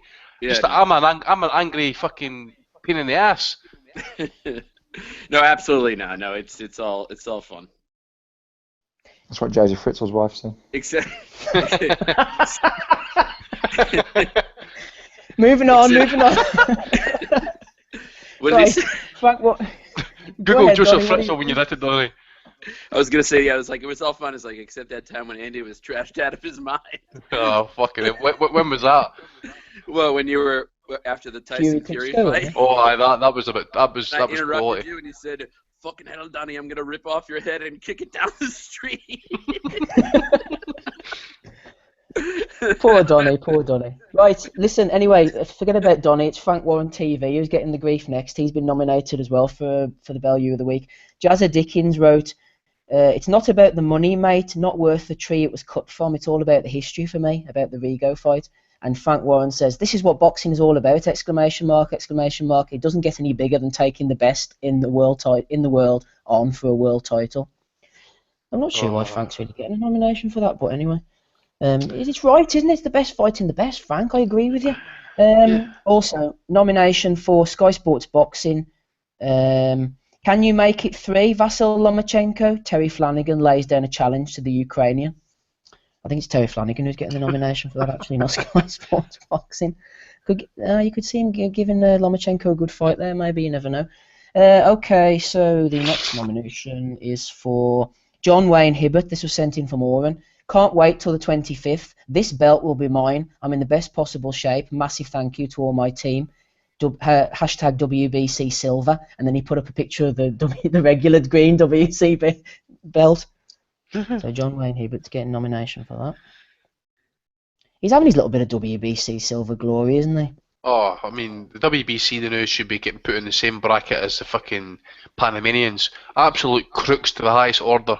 Well, hang on, they tried to make Golovkin Canelo, and I mean Canelo. If they tried to make, well, okay, but at the same time they tried to make Stevenson Kovalev by making Kovalev the mandatory. They're trying to put together fights they want to see, but what they're learning. But it also shows how. What they're learning is that you could try to force these fights all you want to, but you can't really push these promoters around. They're going to fight who they want to fight anyways, and they'll drop belts if they have to. It just shows you how irrelevant they are, though, Donnie. Because the thing is, they tried the same with Manny Pacquiao and Floyd Mayweather. As you say, they tried it with Kovalev and Stevenson. They tried it with Canelo and Golovkin and stuff. So it just shows you how irrelevant the titles actually are. If the fighters are going to step up and say, I'm going to fight you. It shows you how bad the syndrome of ducking is in boxing, where these guys don't even have enough pride to stand up and say, no, this guy isn't going to take my title away from me. They'll just drop belts and stuff. I mean, it's not their fault, but I'll commend them. They're doing mandatory VADA testing for all people Is it for all people in the top 10 or for all people who are challenging for a title or hold? I think it's top 10. I think it's the top 10 contenders. Yeah. I mean, they're doing all of the good things in boxing. I mean, I'm not going to worship any sanctioning body or anything, but I mean, they are doing a lot of good things, and they're trying to make the sport better. It doesn't seem like not all of their efforts have been not all of them have paid off, but they're giving their best. Yes, says Donnie. I like Mauricio Suleiman. I think he's trying to do good things in boxing. He seems to be more of a reformist than his father. Right, his next nomination. A piece of shit. Next nomination is for unlicensed boxing as a whole. This one came to my attention on Facebook during the week. There was a guy, Sam I just found out that exists. I didn't even know you guys had that. That's crazy. Yeah, it does exist, Donnie. And this guy, you see this guy, Sam Clark, he was there proudly grinning, holding his Lonsdale belt over his arm, which he had won 2 fights on this white collar, unlicensed or whatever it is seen, and he has a replica of a Lonsdale belt hanging over his shoulders. That's what they're producing now. Steve, I've got a story with that. So, there's a lot of debate about these white collar shows, and I've been to a couple. From a safety point of view, because you just don't know what you're going to get. So there's a girl I used to work with, and I was meant to fight one of those, by the way, and I bailed on it after I heard some of the stories. Well, that's the thing. So this girl that I know, who I used to work with, never boxed in her life. It was for a friend's son's charity. So she trained for 8 weeks with Paul Butlin, and dedicated herself to it. But she was training as a total amateur. No idea who her opponent was. She comes to the night. She ends up fighting some GB level kickboxing girl who proceeded. I don't know how she made it through the 3 rounds to beat the living shit out of her for 3 rounds. She took like 3 standing counts from the referee, and it was allowed to happen. Now, some of these shows are better than others, and there are some people who do put on fairly well regulated white collar shows. But even Paul Butlin said he had no idea what this girl was. And it's abysmal that people who are complete and utter novices can get matched with fighters like that. It's absolutely ridiculous, and that happens in loads of cities across the country every single weekend. And like I said, they have these. There's a show recently in Staffordshire where a guy called Craig Tipton fought for the English Challenge title. The guy he fought was in such bad shape he was wearing a T-shirt, and he's there on Facebook calling himself the English champion. And they also have Staffordshire area titles between a builder and it's just a joke. And the thing is, I don't mind them doing it if people want to play, and fine, but the health and safety has to be absolutely spot on. And the referees, that fight should have been stopped within minutes when it became clear that a bit like amateur boxing, sometimes when they know the levels are that far apart, and it was allowed to continue, and she got bludgeoned for 3 rounds, and it was an absolute joke. That's why unlicensed boxing are getting a nomination, Paul. I know I could tell a few stories myself about that, but I'm going to leave them until another week. We have a nomination for Eddie Hearn here. Surprisingly, Eddie's found himself onto the list. Speaking to Coogan as part of the IFL. This was nominated by Gary Lockwood, by the way. Eddie says, "Take me out of boxing and see where boxing is then. I've changed the game." So thanks for that, Eddie. Ignorant prick, absolute fucking arrogance of that man. Jesus fuck. Nomination from Teddy Watson 123. He's nominating Jacko CFC. Jacko says, "So Tommy Coyle is the underdog with the bookies versus Tyrone Nurse. I'll have a bit of that all day. Tommy will beat him for sure." So thanks for that, Jacko. Behind the gloves, is that Sarah? What do you call him? Phelps, is it? Is this the one, mate? This is the one about Eubank's next opponent. Yeah, Chris Eubank Jr. is training hard for his fight against Tom Duran. Relation to Roberto, maybe, Andy? I don't know. Yeah, it's looking that way, mate. I mean, Christ. Casual central there. I mean, they've got some Asian fella doing the British scene, right? And I'm sure he fucking took an article off some website. I think it was Boxing News, and they fucking just basically plagiarised it, put it out, and I think it was either Danny Flexon or someone else seen it. It says, "Our lawyers are on the case to you Monday morning." So he was backtracking. He says, "Oh, I'm trying to send you a DM." He says, "Just send me an email to this address, please." So casuals. Listen, you ever hear her on that Sky Sports podcast? No, never heard. Oh my god. You need to listen to it. I can't do it justice just now. It's fucking. Hey, fight fan. A5 fans. Listen, she's a broad-looking lassie, right? She's a nice set of chebs and that. That's the only reason she got that gig. All right. Listen, I don't want to sound kind of like chauvinist and stuff. You know, let's just call facts here. She's a groupie that does interviews. She's there because she likes Keith Thurman's fucking Bobby, and she's a broad-looking lassie. Too bad. Here to edit this. Well, I think we did a very good job at not being chauvinistic then by saying that she's got it because of her chebs and because she's banging half the Showtime roster. This reminds me of like when people say, "I'm not racist, but I fucking hate black people." Like, you know. That's fucking true. Right, last Value of the Week nomination is sent in from Sar Christoph for Roshi Warren. Warren for falling on the floor after hearing the decision and not moving for a solid minute. Embarrassing. Right, go on, Andy. What have you got for us? Right, Lad Bible. They've got an article out recently on Mike Tyson, right? And it says here, fame and fortune quickly came Iron Mike's way, but after the death of his father figure and mentor, Gus D'Amato. Gus Tomato. Gus D'Amato. Donny, have you got any for us?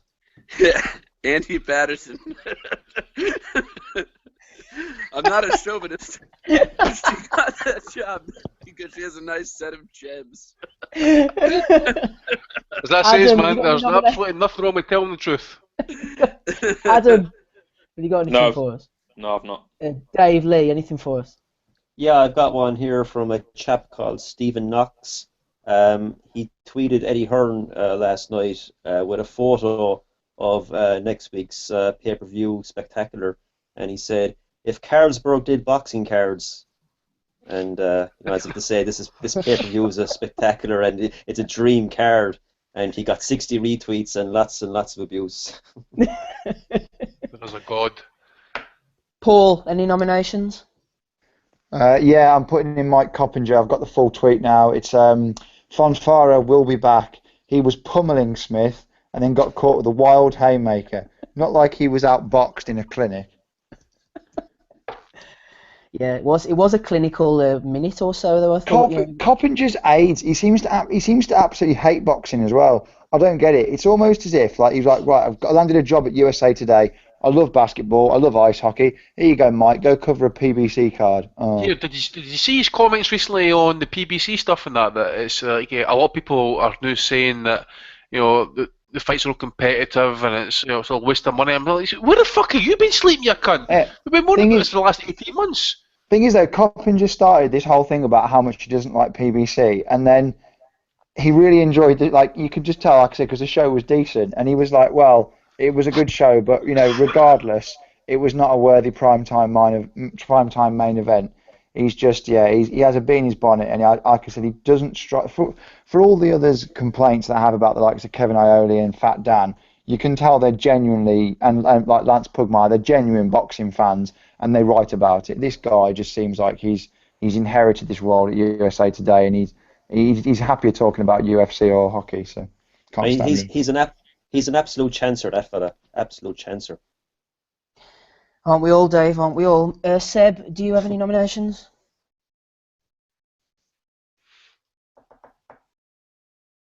He's still there now. Okay. I'll take that as a no.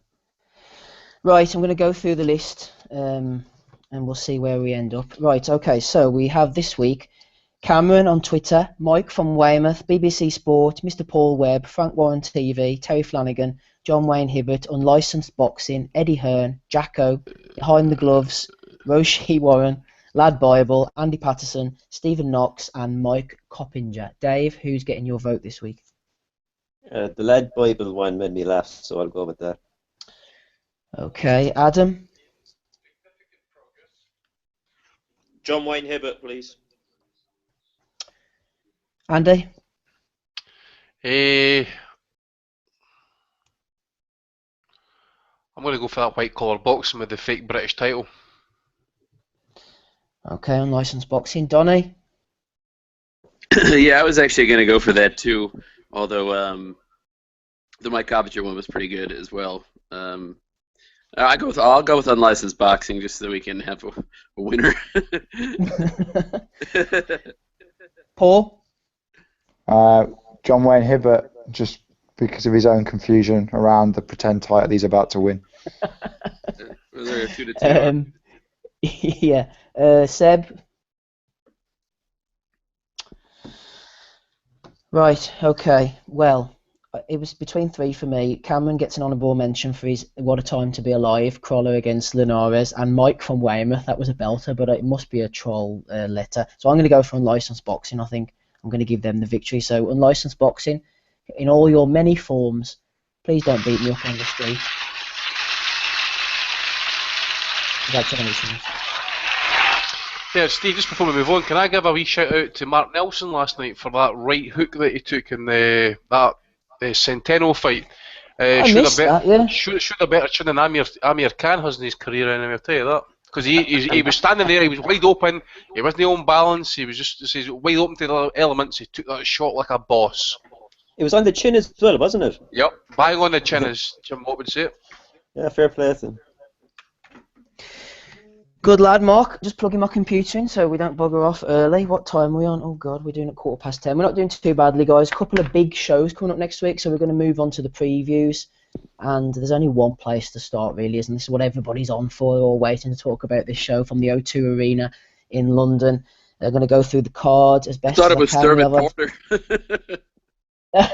You will have your chance to talk about Thurman Porter if you stick with us, Donny. Don't worry about that. But we're going to be talking about AJ first. Anthony Joshua defending his IBF World Heavyweight title against undefeated challenger Dominic Breazeale. Also on that card, we have George Groves against Martin Murray, apparently for the WBA International Super Middleweight title. I'm sure they'll both be glad to win that. John Wayne Hibbert, aforementioned boxer, is fighting for the vacant WBC Silver Super Lightweight title against Andrea Scarpa. Chris Eubank Jr. against Tom Duran. Dillian White's on the card. His opponent isn't named on BoxRec. We think it might be Danny Batchelder, possibly. It's not going to be anybody with a pulse anyway. Also, Conor Benn, Ted Cheeseman, Khalid Yafai, Felix Cash, and Anthony Ogogo. Right, thank goodness I got all that out in one piece. Who's paying for it? Who's paying for it? Right, Paul, we're going to start with you. Not that I'm saying you're paying for it or you're not paying for it. I'm just going to start with you. It's a pure coincidence. Now, Paul, I listened to another boxing podcast, yes, I must confess, called Lukey Boxing. I don't know if anybody else actually listens to this. Steve, stop listening to other podcasts. Steve, how many podcasts do you listen to a week?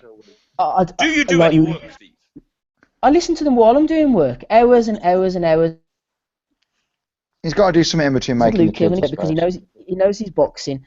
And he says a lot of things, but he says some funny things too. And the other week he came off with an absolute belter. He said 5 different people had told him that Gerald Washington and Prince Charles Williams were the 2 hardest punchers in the heavyweight division. So saying that, giving a shout out to Lukey, Paul, Anthony Joshua has just come through one of the hardest punchers in the heavyweight division. Is he going to be in trouble? Is he going to have his chin checked by Mr. Dominic Breazeale, the Mr. Punching Underwater himself? Is this a credible challenger? It's not my preferred option out of the 3 that were available, but he wants a stay busy, easy first defence, and he's got himself a stay busy, easy first defence. It's the kind of fight that I imagine that Tyson Fury would like to have been able to take if he wasn't mandated and forced to fight Klitschko again. Do I expect it to go very long? No. Realistically, Joshua should have too much for this guy, as he'd have too much for any heavyweight currently or in the past 120 years. But we'll see. I mean, if Breazeale sees round 3, I think that will be somewhat of a surprise. But for all of Breazeale's limitations, he has got the ability to go later in rounds. He is unbeaten, but probably shouldn't be. And the 2012 Olympian thing, I have to kind of ignore that because, he got quite widely beaten in his opening fight at the Olympics and never saw past the first round. It's, like I said, it is what it is. It's a keep busy for Joshua. Unfortunately, I think we're going to have another one of these towards the end of the year, and then potentially another if he can try. The Joseph Parker mandatory seems to be able to drag that out quite a long way. And then, there's some decent scraps on the undercard. I think that Eubank Duran might be slightly better than people think. Groves Murray, I'm not that fussed about. I think Groves wins that fight easily. Martin Murray is just too small, and Groves is just too quick and too big. And then the rest of it is it's as names go again, like I said, you've named a couple on there. Cal Yafai's fighting on there, and a go-go, Dillian White, but all against TBAs. It's going to be a very long card, but depending on what happens with England, potentially no one will be watching it till about 8, 9 o'clock anyway. So the undercard will be missed by a majority of fans. Most people will be tuning in primarily for 2 fights, mainly for the 1 fight. And yeah, AJ to smash this guy out, remain unbeaten, Olympic champion, IBF champion, soon to be undisputed unified heavyweight champion of the world. And King of England. Dave, I'm sure you'll be desperate to watch the England game until it finishes, and then flick over to Anthony Joshua. Whenever you do so, what are you expecting? Are you agreeing with Paul there? Do you think that... I'm wondering if Brazil's going to be able to hit Joshua flush and really test his chin, but is Brazil even a puncher at all? Do we have any evidence that he'd even be able to hurt Joshua? Joshua's chin is just completely untested. I just want to see him hit. No, there's no real evidence that he has the concussive power to seriously trouble Joshua, but then I suppose neither did Dillian White, and he had Joshua on Queer Street as well, didn't he? I mean, the 2 standout opponents on Brazil's ledger was Amir Mansour, who was beating the shit out of him until he bit his tongue, didn't he? Yes. Had a cheap gum shield or something. Brazil showed guts that night, though, didn't he, Dave? I mean, when it was first announced, I did mention on the pod that, in fairness to him, he did show a lot of balls against Mansour. But aside from that, balls alone, aren't enough to win you world titles. The other opponent on his ledger was Fred Cassie, who we discussed at the top of the show. Hughie Fury dealt with him easily enough up until the clash of heads. Cassie isn't very good at all, and from what I didn't see the fight, but from what I understand, Brazil was lucky enough to even get the decision. I mean, I think the NBC commentary had it a draw. I mean, that's very worrying. So I don't expect this fight to go very long, and I expect Joshua to deal with Brazil in the first 9 minutes or so. I'm not expecting that long a fight. So yeah, that's pretty much that. The rest of the card, then the only competitive fight on the card, by the looks of things, is the Murray and Groves fight. We discussed Groves last week. He's a funny one. He's got all the talent in the world, but he has that vulnerability about him, which means a lot of these fights, when he's in with a reasonable level of opponent, are must watch, because you never know what's going to happen. He always has that look about him, Groves, where he's just one punch away from disaster. I mean, even when he fought your man, that guy he fought last time on the last pay-per-view, was it David Brophy? Mm-hmm. I mean, I could have sworn Groves did a funny dance in the first round. I mean, not saying he was seriously hurt, but I could have sworn there was one punch that Groves felt. I mean, and Brophy was a non-puncher and a nondescript opponent. I mean, that just sums Groves up. He's a very vulnerable fighter, but like Paul said, Murray's, he's not the biggest guy in the world. He's not exceptional in any one area. He's very slow as well, and I think that's going to be his undoing here. But if he gets into the fight, if he can take Groves into the latter part of the fight, it could be interesting. I wouldn't sleep on Murray, not totally. So that's the only fight on this bill that's of any interest to me. The rest of the card is just standard fare, isn't it? I mean, I'm not expecting much of Doran against Eubank Jr. I mean, if they're talking about Eubank Jr. against Golovkin, I mean, Jesus Christ, he should be dealing with the likes of Doran, shouldn't he? I don't even know who Dillian White's fighting. I don't even know if they've got an opponent announced for him yet. I know he's on the card. Hibbard's got that phony WBC title, silver/diamond/bronze, whatever the hell they call it, against who's he fighting again? Andrea Scarpa. Andrea Scarpa. I mean, in the rest of the card, you got the usual. It looks like TBA is going to be busy that night. So, yeah, that's pretty much your pay-per-view. But I'll be buying it though. You'll be pleased to know. Andy, Dave's going to be buying it. No way, are you fucking paying for that? Dave, you got too much money. You might got tonight that you're going Vegas for Kovalev Ward and you're going to buy this pay-per-view. They're paying you too much money over there. Yeah. Well, see, in my defence, I'm a very sad man with no social life, so I throw my money away on rubbish cards like that. I mean, look, just let me say, yeah, before Andy jumps down my throat here, I've spent my money on some horrific. Absolutely yes, we know this. Pay-per-views over the years. You're doing it Saturday as well, mate. I've bought some right garbage over the years. I mean, Cornelius Carr was on pay-per-view a few years ago. I bought that. Graham Earl against Kevin Bennett was on pay-per-view. I bought that. Hacker, did you buy that? Hopkins Hacker was on pay-per-view. I bought that. Holyfield Bota was on pay-per-view. I bought that. I'm a very, very sad, lonely man. Earl against Bennett, brilliant. I've forgotten all about that. That was a Frank Maloney. That was on Satanta pay-per-view. It was on Satanta's first pay-per-views, and I forked out the money for it. Can you believe that? I remember back in the day begging my dad to buy me Nassim Hamed against Billy Hardy, all because Robin Reed was fighting Henry Wharton, and I wanted to see that fight. I mean, that's the kind of sad boxing fan I am. And they put him right. Oh, I can't say anything there, mate. Listen, I can't get any more angry. I'm falling out of love with the sport, and I'm surrounded by casuals who are just fucking basically frontlining Eddie Hearn's pockets in ages. So I hope they get hit with a car. Cheers, mate. No worries. That all you got to say, Andy? Is this fight really upsetting you that much? The whole card, man. I mean, there's nothing on that card worth fucking watching. Seriously. I mean, maybe Groves Murray's gonna. It's a semi-decent fight. I mean, is Murray going to turn up and actually try and fight from the first bell? Is Groves, is he? I don't know. AJ's going to blast the guy out. If this goes past 2 rounds, I'll be really disappointed. I've got no idea who this guy at Hibbert's fighting. And Eubank Dorn, basically put it this way, if Eubank is what they're claiming he is to be, and he's going to be fighting Golovkin in September, like we're being told, we're still trying to get confirmation of this. We're reaching out to Abel Sanchez as we speak, see if we can, because we're hearing shit's no happy. There's stuff in the Golovkin camp they're not happy about this fight kicking off apparently. But at the same time, this card, I mean, anybody paying for this card needs to be taken out. Like the Nazis did with the fucking commandos back in the day, out the back and put a fucking bullet in the back of their head, because this card is not worth fucking pay-per-view. And you fucking pay for it, you're part of the problem, no part of the solution. I can't wait to buy it. I'm going to send you a screenshot of my screen, my page. I hope you go to the pub to watch the fucking fight and then come back and Chloe's getting fucking trained off a couple of guys out the back door or something like that.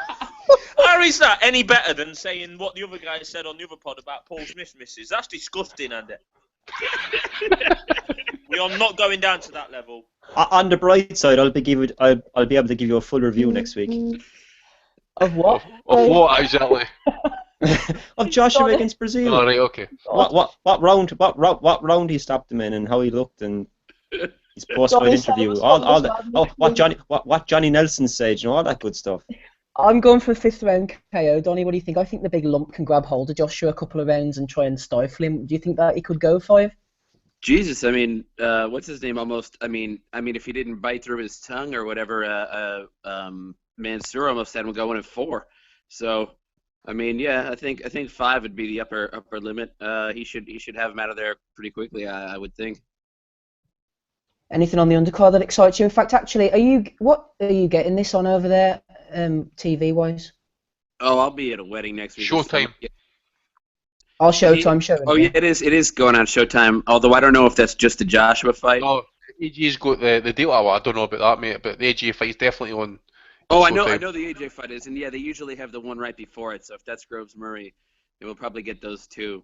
But it'll probably be Conor Benn against some Latvian idiot, Serious.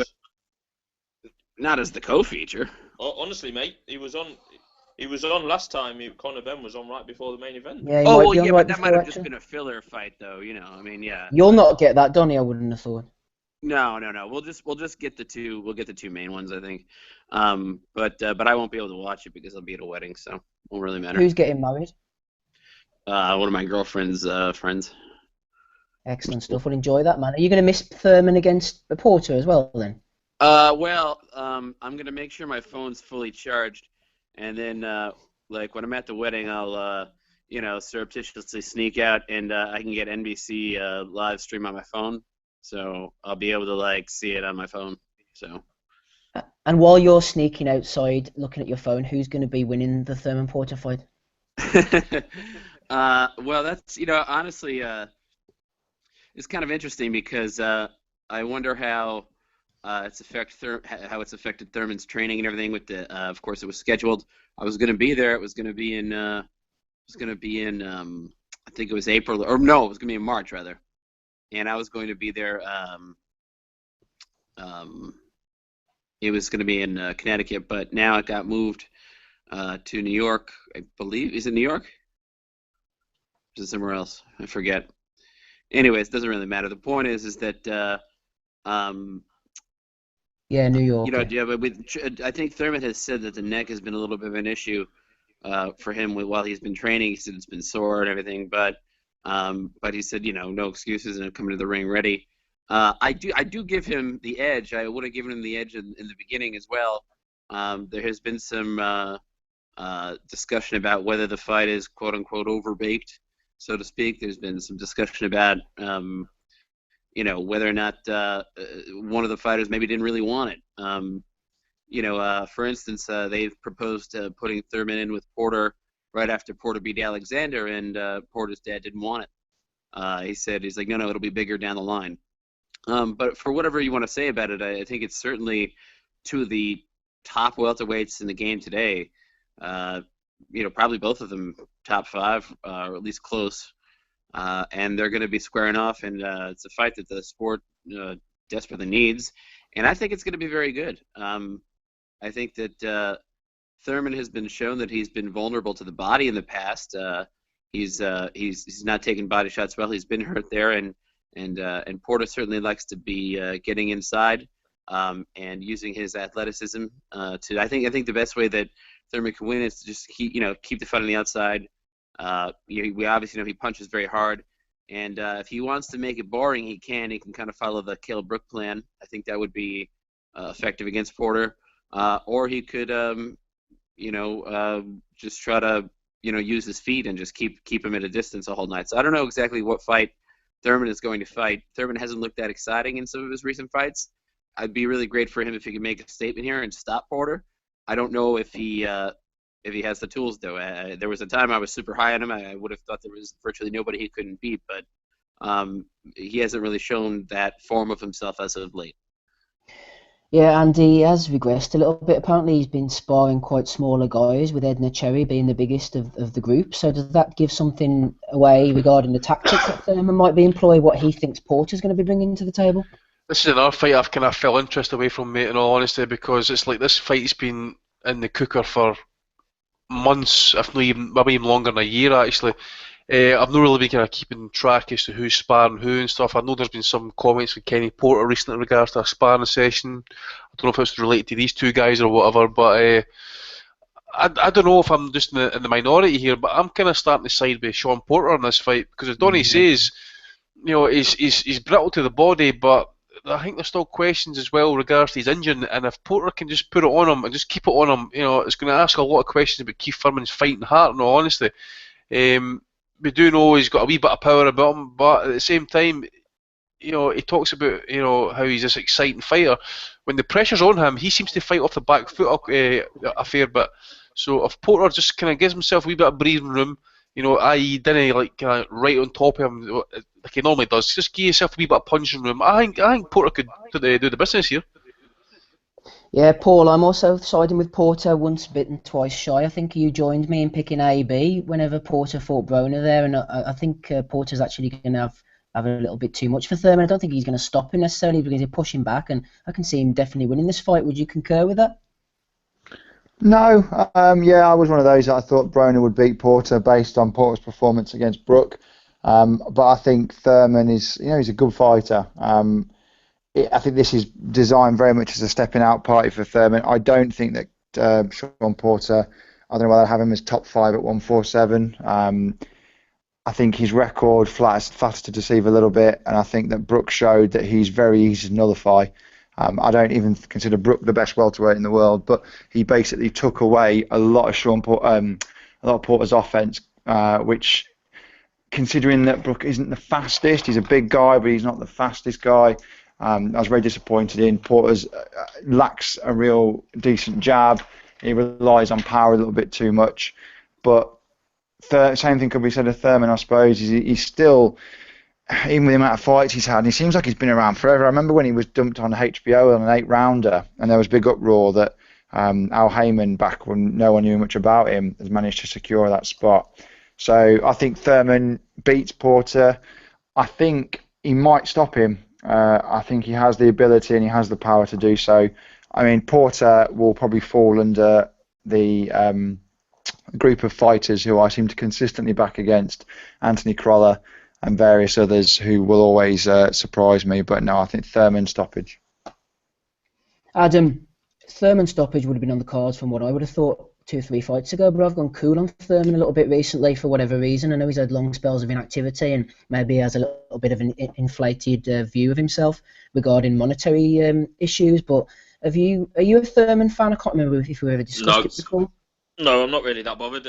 He's one. Thurman for me is like Leo Santa Cruz that, you know, I could well be interested in and I could well give a fuck about, but because they piss about, Heyman puts them in terrible fights, terrible mismatches, and they're just forgettable. I agree with a lot of what Andy said, really, about Thurman, that when the going does get a little bit tough against the better opposition he's faced, and he hasn't faced anyone brilliant, he does get a little bit boring. And he's been going to points on fights where you would expect him to win, where you'd expect him to win by knockout, and he hasn't. So I'm going to pick Porter in this one. I think it's 7-4 with the bookies to win. I think that he could just, out hustle Thurman. To be honest with you, we saw him absolutely bulldoze through. Was it Alexander? Who did Porter? Malignaggi, sorry, yeah. So I'm absolutely bulldozed through Malignaggi. Now, I'm not comparing Malignaggi and Thurman, but I think similar tactics will be employed. He tried to bulldoze through Kell Brook, and Brook controlled him. But I had that closer than most, and I don't mind admitting, I on my very shite scorecard, as is known, but I ended up with Porter beating Brook by 1 point. So I think Porter can get the job done. Over in America next week, I would like to mention that there is 2 shot fighters in action, which is bad news, I think. Brian Vera is one of those fighters. He is fighting Matt Korobov. Vera is definitely shot. And probably someone even more shot is Mike Alvarado in action next week against some bloke called Josh Torres. Both fights are pretty much pointless.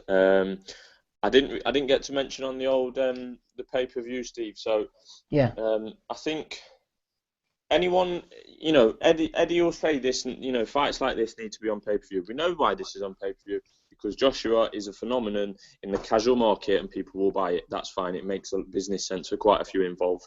We don't like it, we hate it, but it does make business sense for a lot involved. But for Eddie to tell us that fights and cards like this can't be put together without pay-per-view is just signed to bring Jorge Linares over, and is also in the process of signing to bring Vargas over, both of which I would hazard a guess are more expensive to bring over than Dominic Brazil. And then he's going to claim, and I've been through this before and I'm going to try not to rant, he's going to claim that he's doing us a favour by delivering George Groves against Martin Murray. Now, George Groves and Martin Murray have lost 7 world titles between them, or failed in 7 world title attempts, and are both signed to him, are both, could be argued that are both past their prime, on the downward curve. That, he's not doing us a favour to bring them fights. This should, he should put all the money in, especially when we've got the Euros, the distraction of the Euros, as Paul's mentioned.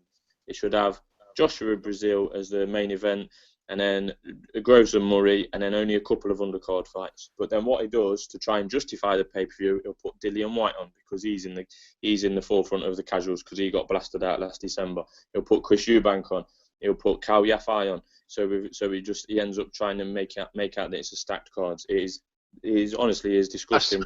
I've seen comments last night, mate. Now, I'm not a UFC fan by any means, but I've seen someone saying that there were a card on Freeview last night, I think, and he says it was full of 50-50 fights and a better card than what Eddie Hearn's putting on next week for fucking £17. Yeah, I mean the thing is with UFC, and I understand this, because if it was on free to air, I've not got BT Sport, but if it was on, I would switch on potentially, and I don't need to know the backstory, because a lot of the time you can assume that they're going to be 50-50 fights, and you can tell that even if I do not know what way or who it is, or even if it's on pre-record, you can tell within a few seconds, especially at AJ's level, that if it's competitive or not. Now going on to AJ, he didn't have all that many options for this fight, given that people are tied up with different belts and tied up in Russia, or fighting a rematch, or in a WB, won't say the final letter tournament. this, that, and the other. It is his first defence, but I think that's an excuse used too often for everyone for this first defence rubbish.